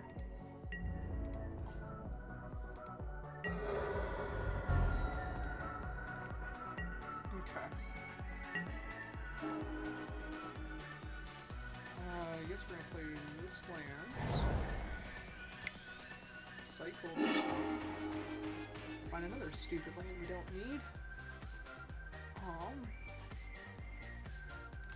Start trying to stitch together combos. And there is a part of it, kids. There is one half of our combo. Duskmantle Guild Mage. So this is the creature I was referring to that is part of our combo. Whenever its card is put in a graveyard from anywhere, an opponent loses 1 life. Mind Crank does the exact opposite. So what happens is when they take 1 point of damage, an infinite loop starts, and you just say auto yield 2, and just off it goes. Yep. And our opponent dies. Well, or they lose their whole library, or they die. It's 6 of one, half a dozen of the other. This also means that our opponent is less likely to be able to just kill us on the spot with their win condition, which I have a sneaking suspicion is coming very, very shortly. Yeah. Okay, it's not that. That's fine. You know, I'm surprised they haven't done with Fortnite yet, though. What's that? Well, they have all these zombie pieces implemented for the Save the World.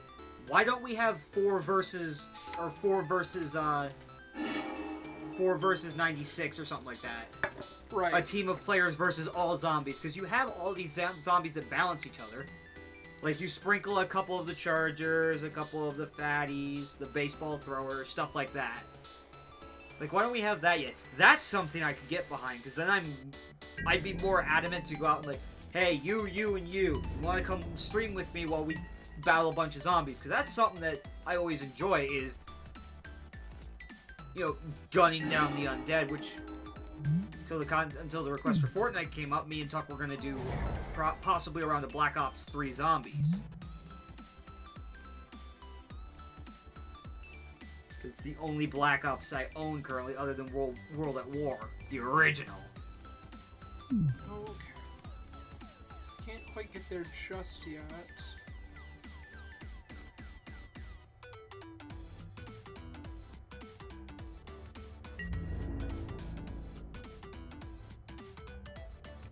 Actually, I think what I want to do here is do this one. So we're just missing the Mind Crank? Yeah, which is why I'm transmuting for the other counter spell. Just to go. Just to be able to scry as opposed to getting no value if our opponent has another Autumn's Veil. Okay. Because I feel like our opponent is getting pretty close to their win condition. Because at this point, all you have I'm trying to leave this a secret for you, so that those watching can see exactly what you're trying to do here. Is this it? Nope. Okay, not yet. So literally all that's left is to go 1, 2, 3, final 4, piece 5, activate. 6. Okay, so actually there's a world in which I can do this because he can't. On the bottom. There's a world in which I should have kept that actually. We just need one more. We just need the last We do. The last cog in this engine of bullshit. But I have a feeling that this is going to make this more difficult too. Oh, Jungle barrier, more jungle. Oh, okay. Jungle berries for days. No, I do not know what's going on, so right, and again, I'm trying to leave this kind of a secret for the watchers. T-Core 2 and I were testing these two decks together, actually. Oh, and there's the flyer. Okay, so that makes it a little more difficult for us to just win randomly. But...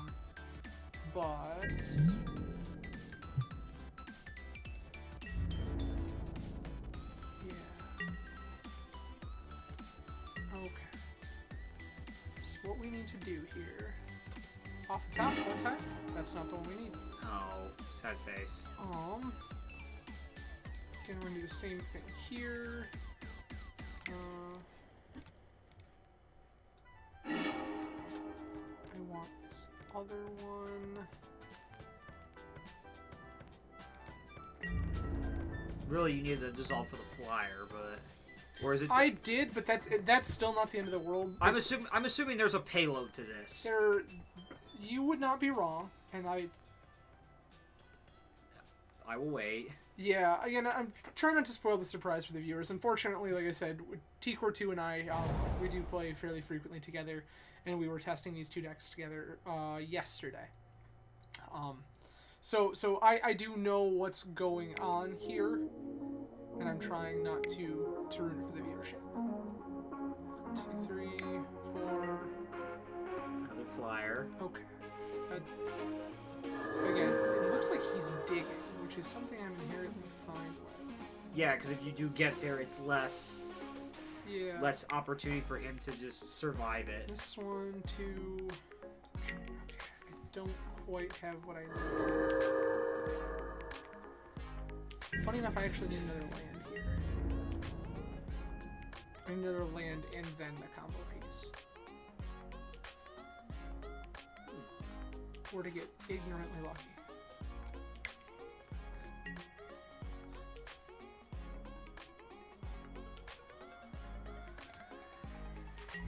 Is that damage you can take, or? I can just block this. 1, 2, 3, 4, 5. It's not great. The situation we're in is kind of dire. I guess I don't want to. I totally can do this to negate all but 3.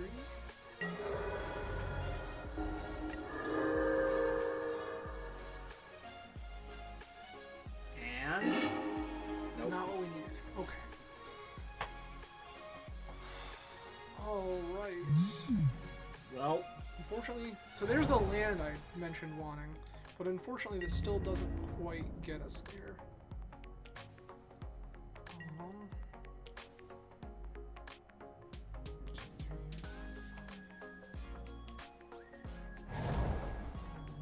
you trying to math it out? Yeah, So again, the situation here is I know what our opponent is doing. I know what they're trying to accomplish. There's a combo with Coiling Oracle, isn't there? It's Or not necessarily Coiling Oracle here that's the centerpiece of all this. Island, that's okay. You can have the island. I'm not worried about you having that. I mean, literally all we have to do is, if we don't die here, we just need to top deck it. Okay, you can gain some life.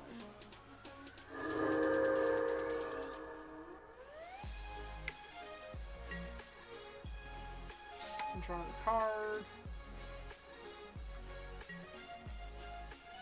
There's a world in which I should be countering these spells just to dig, because I don't know that I survive what he's doing anyway. Now, I think I have to do this one just because. Now, out of curiosity, this is just me wanting to play bad decks and powerful. That gets it. That one. Could you play this in a legacy environment? This kind of combo? The one I'm playing or the one he's playing? No, the one that you're playing. The Duskmantle and Mindcrane. Could you do it? I mean, I wouldn't recommend it, but it's possible. I mean, if you're not opposed to playing silly, goofy decks. Which, come on, I'm the one who tried to play like a deck that wanted to play Mana Clash. This. You can't really get in though. Not particularly, but You have a plan? make this.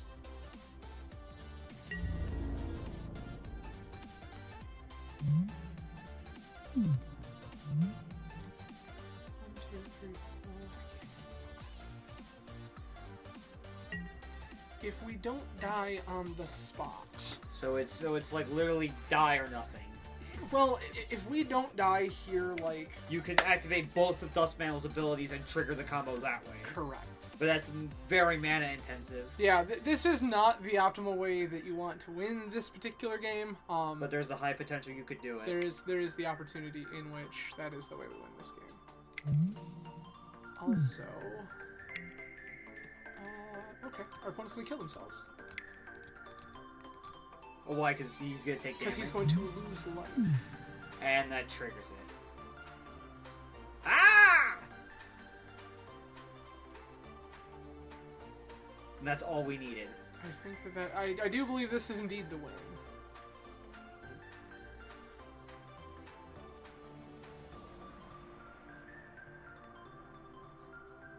So... Lose life. Yep. Yield. Always yield Duskmantel Guild damage. Always yield to Mindcrank. Goodbye. We've gone infinite. We've gone infinite. That's great. We got there. Da, da, da, da, da. Hooray! Yeah, like Okay. like part of the thing like some of the things I know is like when you want to play a combo in Legacy like that, you want your combo to be either easy to protect or very mana efficient. And I think that combo could theoretically be both. The problem is that it is actually neither. Because you must have Mindcrank in play. You must protect both Duskmantel Guildmage and Mindcrank. And you have to be able to activate Duskmantel Guildmage's ability and deal a point of damage or some such through all of this. I mean, we'll play another one against you could play someone else with like this particular deck. And I mean, you really could just like play Gut Shot if you wanted to get it. Pay 2 life, ping you 1, start the combo, I win. It's true. Good game, T-Core 2. Unfortunately, I know that wasn't the way you wanted that to play out, but sometimes the combo gets there, and good games all the same. Okay. Ad River. You know how good it is to play blue spells. T-Core, yes, indeed. And that was kind of my game plan. Was I knew that I'm not generally going to resolve a counterspell targeting your win condition, the biorhythm in this case. Oh, is that what it was? Yes. So the game plan of that deck is to play a bunch of creatures that draw cards and they draw cards. They play a bunch of creatures, make mana, things of that nature, and eventually their game plan is to resolve the card biorhythm. So biorhythm is an 8. Correct me if I'm wrong, T-Core 2. But I believe it is an 8 mana sorcery that says each player's life total becomes equal to the number of creatures they have. Well, if you're not playing Biorhythm, you're probably not playing that many creatures. Yeah, it's an 8-drop sorcery. Yep, 8-drop sorcery. So, if you're not set up and prepared for this, then what happens is, all of a sudden, out of nowhere, your opponent just wipes your life total down to something very, very small. Or nothing if you haven't played a creature. Your life total just becomes 0. GG's. I don't need that. I do not need that.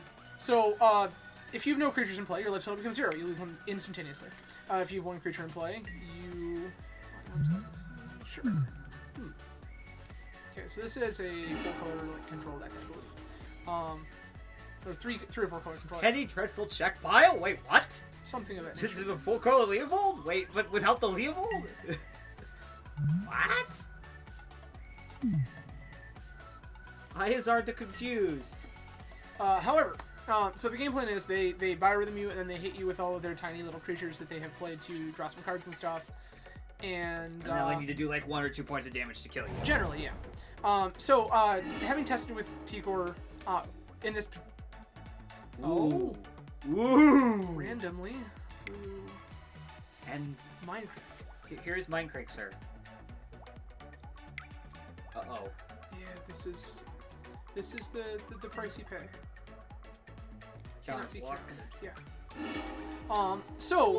Having tested with T-Core, I knew that that's what he was playing, and I know that it's not often they allow you to just counter the Autumn's Veil, or the Biorhythm, because they have the spell Autumn's Veil. So what I was doing, apparently they are 4-color. They are indeed 4-color, no white. So they are indeed check pile. Oh, wow. And it... Do we just... Blue. I don't think we do it here. I think we try to bait them. I think we try to bait them. Or we just ping them to death and just see if they can keep answering us? That's the way we do it. Because I think our opponent may have already figured it out. When you present Mindcrank and blue and black mana, indeed, T-Core, that was probably the way to go, was just to kill me with the creature beats. Unfortunately, when I saw that you weren't on that plan, that's when I started transmitting dizzy spells for aphotic wisps and things of that nature. Okay. He's still like, yeah, it's just under no real pressure. Yeah, it is just a pile of Drago at this point. Ogre Owl. Here's my owl. Hoot hoot. I just want to try some cards. Bottom. Top? Just to have a little more mana?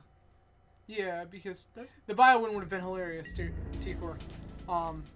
But yeah, once I noticed that you weren't on the creature beats plan, I started transmuting away the dizzy spells for aphotic wisps and things to let me draw cards and protect my combo. And then I got them. So another key part of this particular deck is the transmute ability, which is an ability that lets you pay mana and discard the card with the ability to find a card in your deck with the same converted mana cost. So this deck functions almost exclusively on the transmute axis, because I know that I'm making mana. Yeah, he's using a storage land. Yes, he is. I know that the card draw spells in this particular format are not incredibly... What is he casting for 7? Oh! I don't think that we can do anything about it. Well, that's something I didn't see coming. Sacrifice this to draw now. Okay. Any order into our graveyard. Oh, puts him on the bottom. It just puts him in our graveyard. Oh. It says destroy. Yeah. Let me blow up your lands. Fuck? Did not expect to see an ultimatum at some point. Yeah. Why not?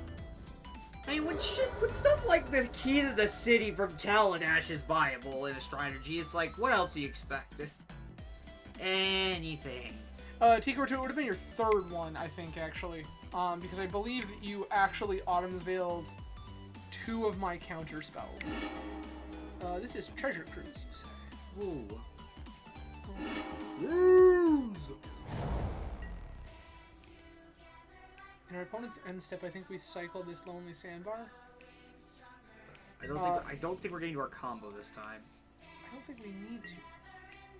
Just play beatsies. Yeah, our opponent doesn't seem to be putting us under any real amount of pressure. So just gonna cycle, draw another And then we card. found another Lonely Sandbar. Thanks, Magic Online.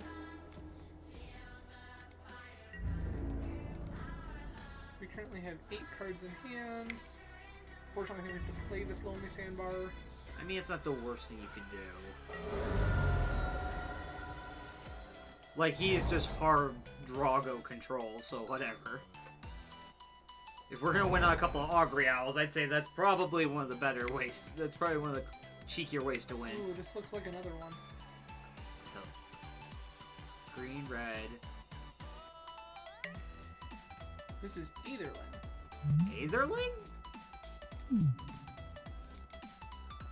This is an kind of an older control card. Okay, there we go.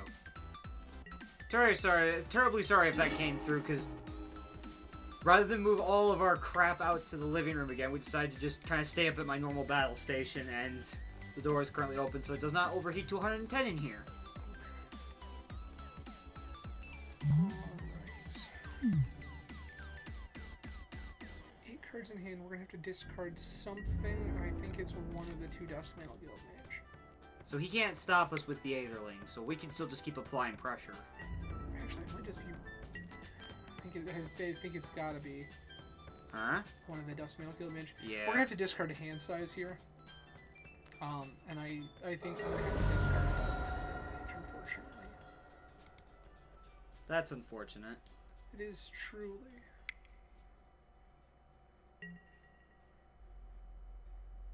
That's not very nice. This is literally just dead. Yeah.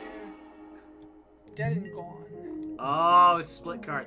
I was like, there is no magic card I knew of that was just dead. Dead and gone. Ah.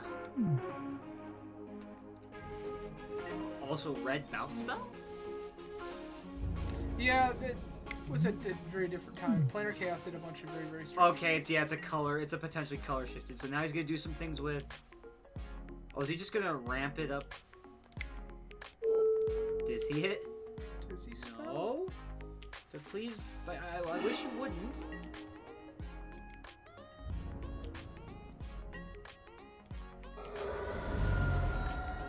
Take 2. Spring? Search your library for a basic land, put in the back of the tap, shuffle your library here. I think he might be winding up for another ultimatum. Or this is just a control deck. And they want all the, as many lands in play as they can possibly manage. Another dust. That's okay, we're not at hand size this time, so... Do we just leave the owl up or we hit? Yeah, we just hit him. Yeah. Oh yeah, actually, We've done more damage to him than he's done to us. And you do have another dizzy spell. I do indeed.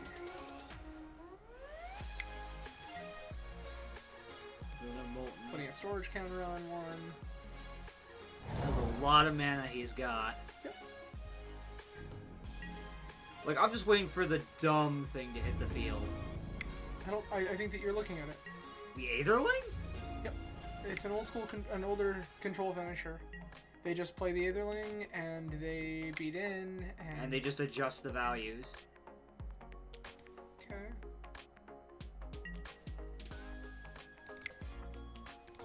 Dizzy? Take 3 damage.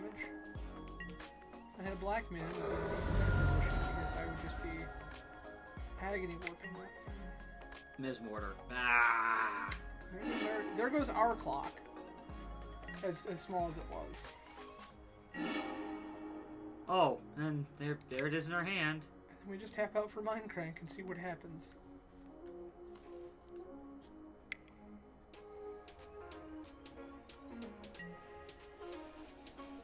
Yep.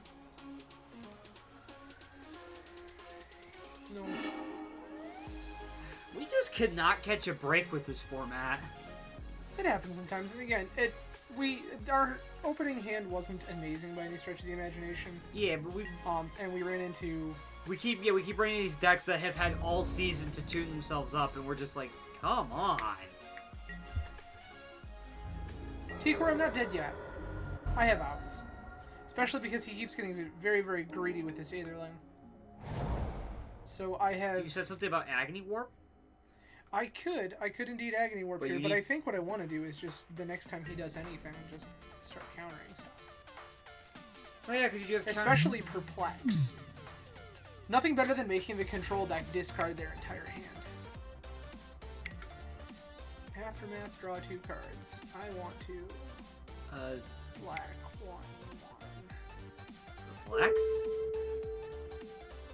How bad do you want to draw those cards? Yeah, how bad would you like to draw some cards? Is it worth getting rid of everything else in your hand? I thought not. Now this doesn't untap during our turn, which is a little annoying. How does it untap? It's just a delayed untap. Oh. So for one turn we don't get to use it, and then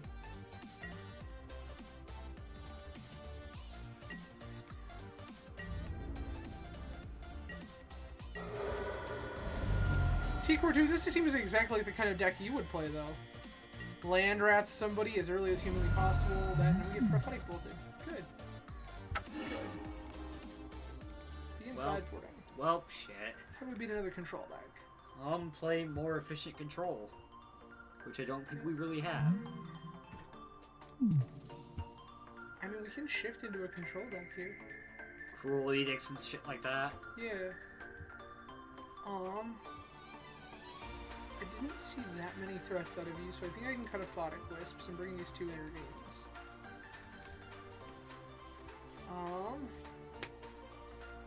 I don't see a huge need for Agony Ward, but I will bring in these two Cruel Edicts. Please?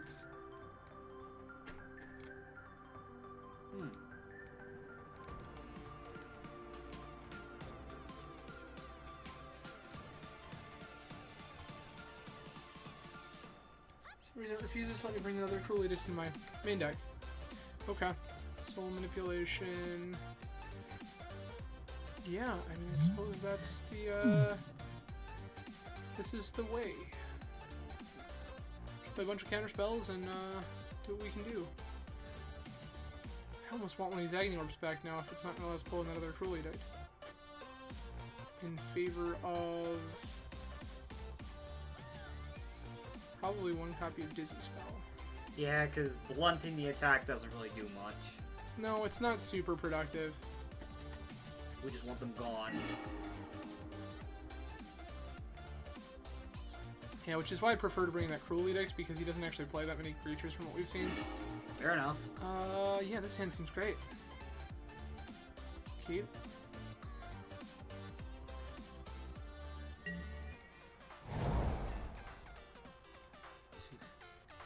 Land in, enters tap, go. We just get a Mind Crank for free next turn because there's nothing he can do about it. And then we just make him try and dance around if we get the Dustmantle Guild Mage. Find a basic, put basic into play. Alright, blue. Crank? Here's the free Mind Crank that you let me have. Days! Well, and we have Alchemist Supprint. No, that is not an island either. Oh, fair.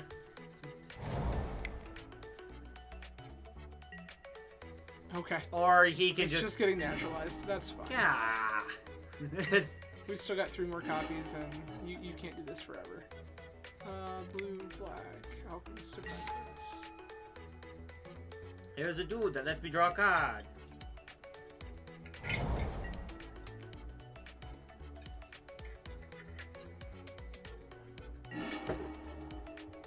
And another Mind Crank, you say? Why not? Now, once you get another land, you can just transmute into Duskmantle, potentially. Correct. If I find another land, we can just transmute into Dustmantle Guild Mage. Oh, and Crank goes off here. Yeah. Oh!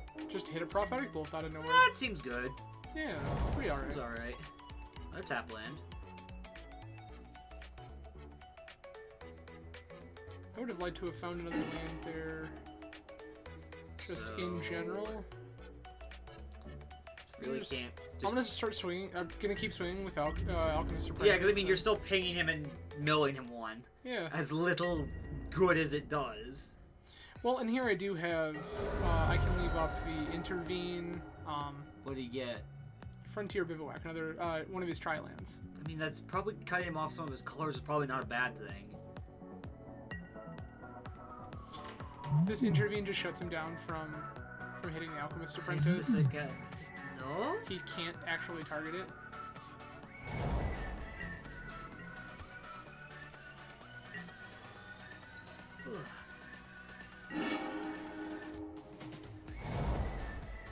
So you have Gravy train, kids. So we might actually get to do it. We might actually get to crank somebody.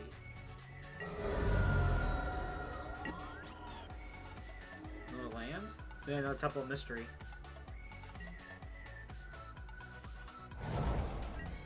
feel like keeping him off lands isn't exactly what we want to be doing. But I mean, when it's just I'd rather keep him off of all of his control pieces. Swamp. Fetch. Fetch. I don't know if we want to do it right now Island. because you can probably bet he's just holding a counter spell. Can't counter the transmute ability. Really? Correct. Oh, because yeah, it's Because it is not a cast, it is an activated ability. so I we want want this Dustmantle Guildmage. now getting that guild mage to the battlefield may be another matter entirely. That's going to be the fight. Is getting that Guildmage into play. I mean, we can wait right now, can't we?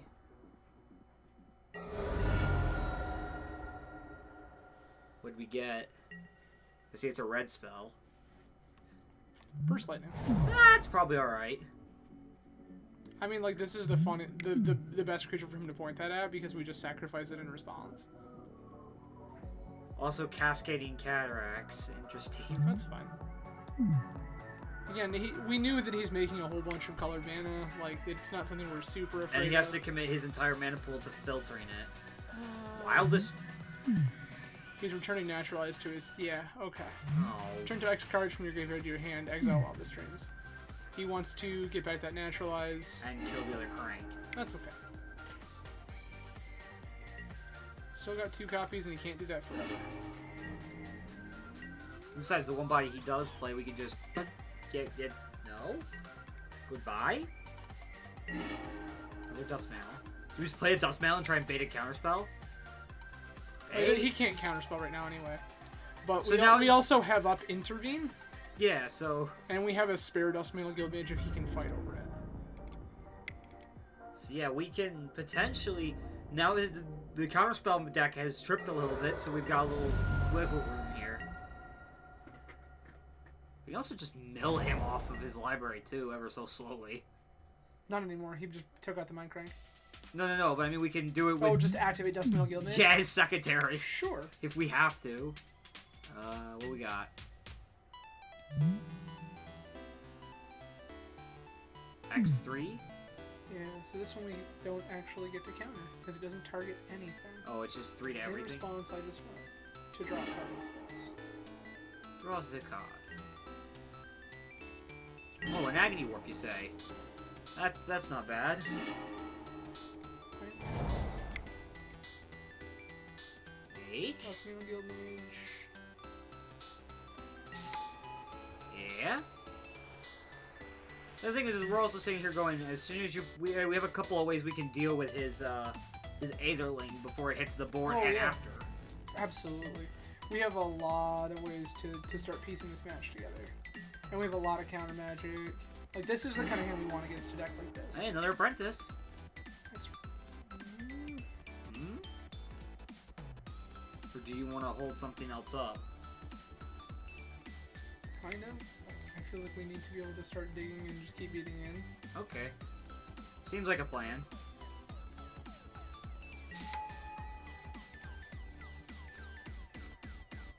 Sometimes you just combo off and make somebody look bad. Other times you have to sit back and beat somebody to death with... this is where we use that. Oh, you're gonna use the Perplex for the Dissolve? Yeah, I'm gonna use the Dissolve here, actually.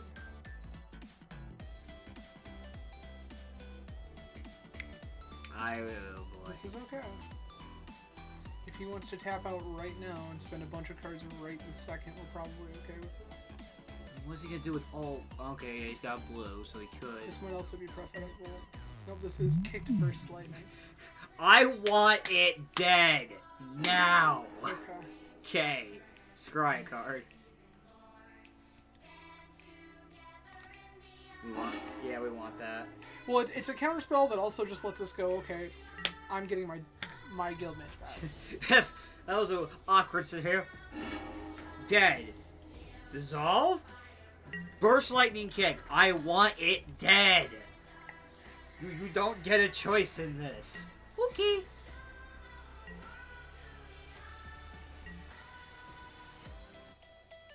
Oh, where are we at?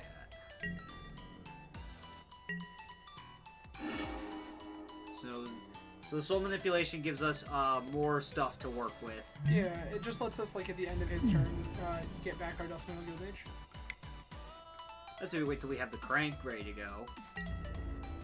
We can also just use it to counter his That's what I figured you'd do it. What you use it for.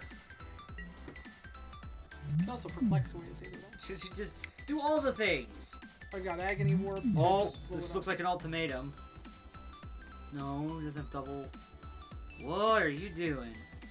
He's filtering all this me not through the counteract. What is it? Stroke of Genius? Probably don't. You sure you want that? He'll probably just pitch his hand, won't he? Why? Why would he draw 3? Counterflux?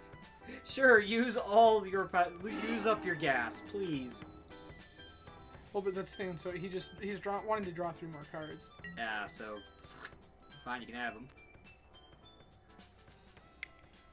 Oh, Waiting for this to be the ultimatum. what is this? Choose a non-land card. Type of area. Scissor hand. Thought him just reach. Ooh. What is he gonna name?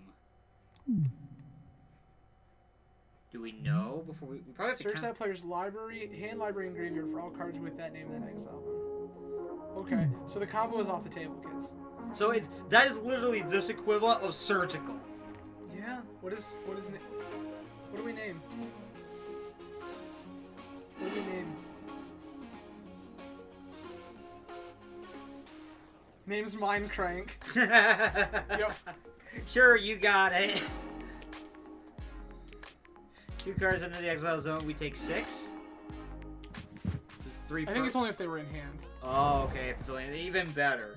Yeah. Cool. Our For each card, it revealed in hand. Latnam's Legacy. so we're just playing the control game at this point.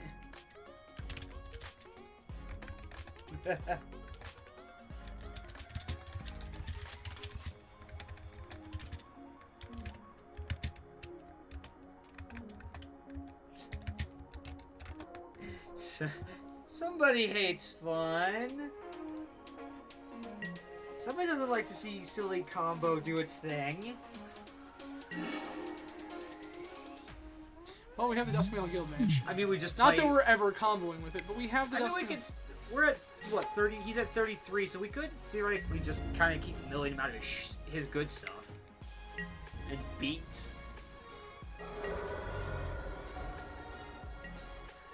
I'm gonna play... I don't want you to play anything fun. Is he in... I don't know if he's in ultimatum territory yet. Because I think the one he had was double black. Oh, but he doesn't have the counter. Actually, could filter. The worst filter, but... It's okay. We've got counter magic. I'm not super scared. So we get 2, dead. Nope. Intervene? You want to do this again? We'll do this again. Oh, we're actually going to do it again. This says Burst Lightning Kicked.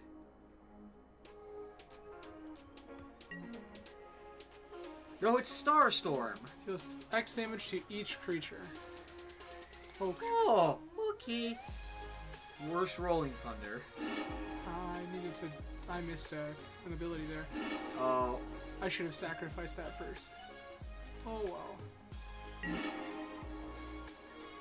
Okay.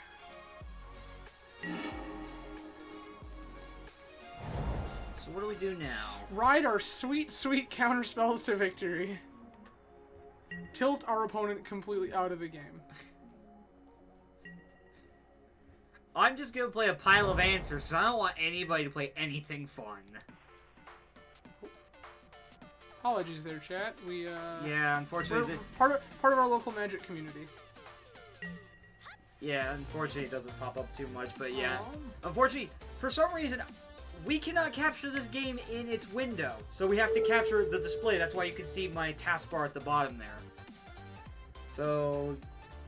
Also, the fact that he's not responded makes me feel like he's just a bit of a salt.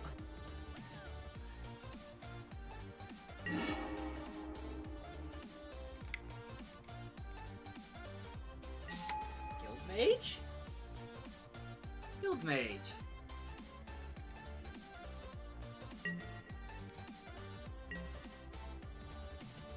Turn 14.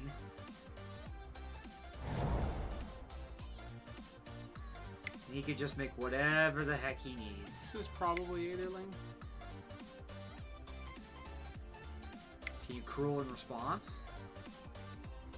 I don't think I want to. The Cruel Edict is a sorcery, but I think what I want to do is target him and then fight over it. Okay. What is he doing now? Oh no! This is the ultimatum. We're gonna lose our lands. It's okay. We got the counterspell to fight over it. Black, blue. Lex? Do you have the ability to fight over it? Oh, he just discards his entire hand. Yeah, okay. Oh, that's right, it's only 3 permanents. Yeah. Yeah, that's fine.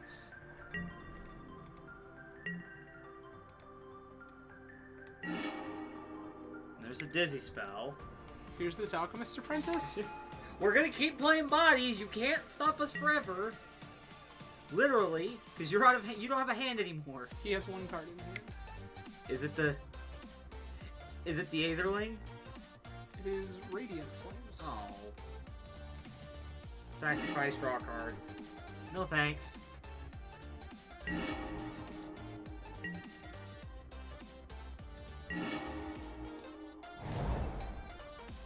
Ride those sweet control cards to victory, kids. I would be careful because you are lower on the timer right now. It's okay. But he is lower on the draw.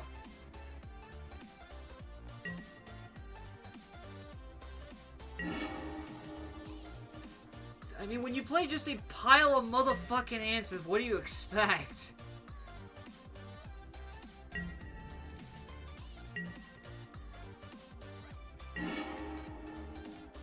Here, I will just answer everything and write it on the back of one thing. Are we out of bodies yet? I think I think we're pretty close.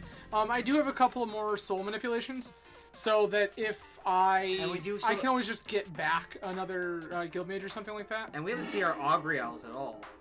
Yeah, we have. Have we? How many? No, we haven't. No, I didn't think so. I thought that was last game. So we're not done yet. No, it'll be the slowest win in the history of Magic, but we can totally do this. Jeez, this was like my one Thermo versus Blitz matchup where it's just like, counter a thing, play another thing, counter a thing, and we literally went down to the wire on it. Let me sandbar, cycle please. I'd like to draw a card. Bad River, more mana. Yeah, delightful.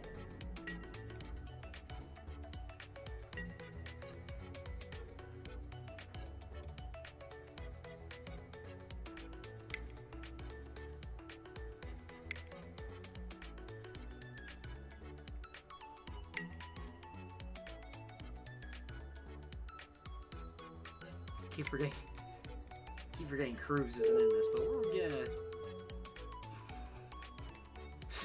Would you like to discard the only other card in your hand to draw 3? To draw 3. See, that's a decision you need to make. He did indeed. He did. That's exactly what he wanted to do.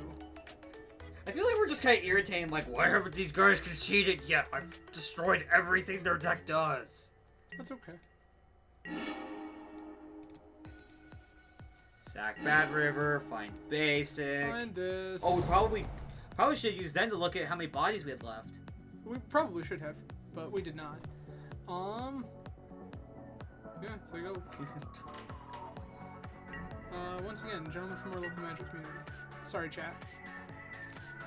I saw the preview. It only sticks out just like it's just a little tiny bit. Like it's something happened, but sure you can. You try to offload cards constantly. Yeah. So the story there, Chad, is unfortunately some of our local Magic community like to try to make a lot of profit off of some of the younger players, and what they do is buy up collections from unknowing players and pawn them off. They buy the collections for very, very cheap, and then they pawn them off to the new players for a much higher price point. And if they find anything good, they pawn it off to the shops. Thinking they're... Another bad number. You don't say. I mean, at least we don't have to worry about drawing lands for much longer. No, well, I mean, we might have a few more. I think we're going to get to the draw on this. Because we're both playing at a very efficient pace. What do we got? I mean, he's playing a Stroke of Genius himself. Which mean, seems hilarious because, like, I'm a mill deck. Profitable. Creature player the top 4 cards of your library. Put one of those in your hand. Rest of my plan. Can you do... No, I can't do anything with that. He's gonna for me. Okay. Yep. Your prophetic bolt has results. Cool, you got the literal...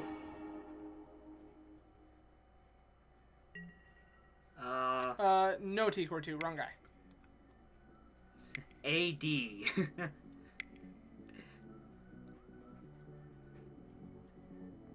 No, T-Core 2.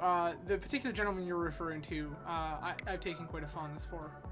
Because of some private interactions that have happened, but... Oh, there it is. Oh, hey. Destroy 3 permanents. Sure. Blue, Yeah, blue, that one. flat. Okay. Any order's fine. I think we might get down to the draw at this point. We have 17 cards. Or he has 17, we have 23. And I haven't seen the Aetherling yet either. Has he pitched one? I don't think so. What is he doing? Unless he just took them out. They're pretty funny. Yeah, because it's like, well, neither of us can actually win, and you're going to lose by default. This would be hilarious if it, like, this is finally the Aetherling. Good deal. And now we get rid of the Aetherling. Yeah, we have some answers. Find a land. Find the last fetchable land. Play this water out, Cavern. Is that check land, or is it the delayed land? That's the delay land. Ah. Cruelly targeting you? Ah! Oh. Oh, he's check. Why? Because it happens at the beginning of the next end step. Okay. You have no creatures to sacrifice. Oh, he did the thing where he flashed Aetherling out. Yes. Since we're any good here, what I need to do is just agony warp it once he gets greedy. Yeah, when he tries to change it up, and it's just like, aha!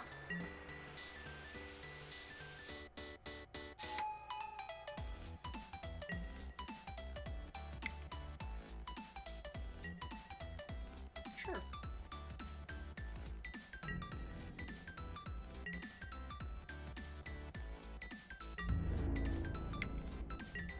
So now we do it now. No, we just dizzy spell right now. Oh, so now we take 2.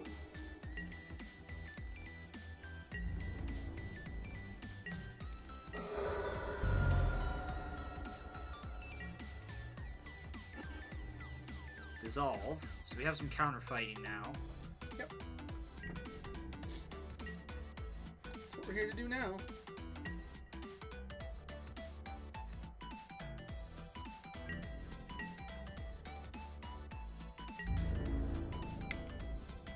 You know, for his screen name being Jenkins, he's not very charismatic at all.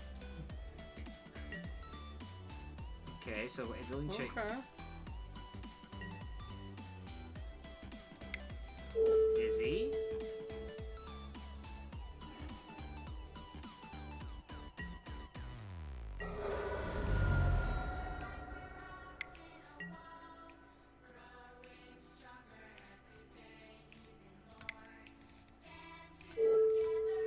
Dissolve. Scry. Oh. That's Yeah, we more creatures we also happen to possess at the present moment. Oh yeah, we The have Mere Infiltrator. This cool unblockable guy.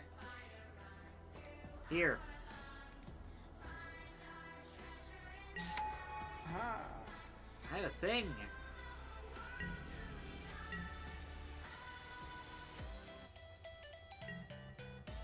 And I have this agony warp that I've been dying to use.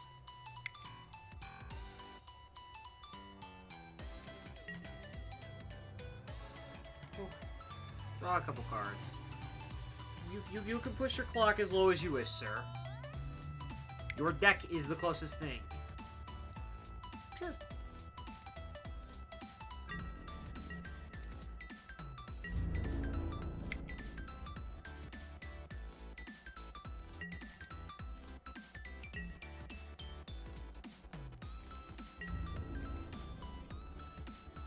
Couldn't you?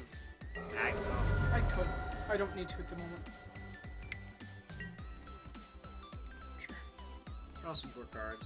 No, he's looking for playing this game. Yeah, I mean, the thing is his deck is less than 10 cards, or almost less than 10 cards. There's another one. Here, and we can just swing. It's the game plan. Allow me to apply some pressure.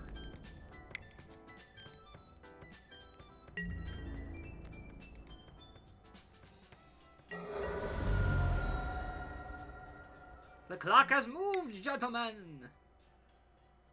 What is this? Another mind. Yep, drawing some cards. If he draws himself out, oh well. Okay.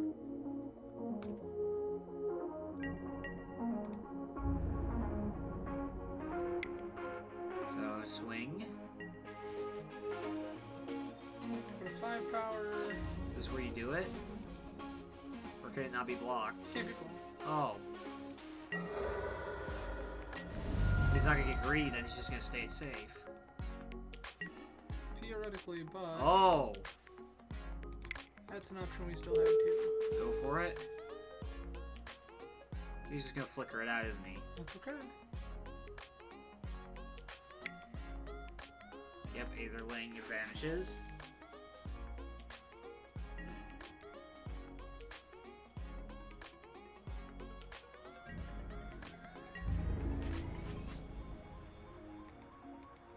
And now we've gone into under 5 minutes.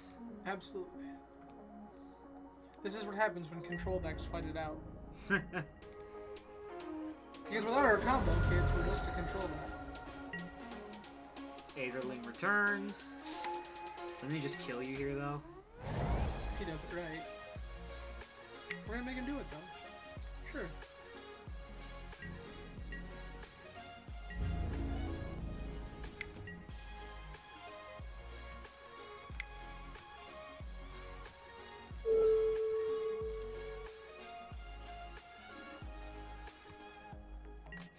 Now you do one.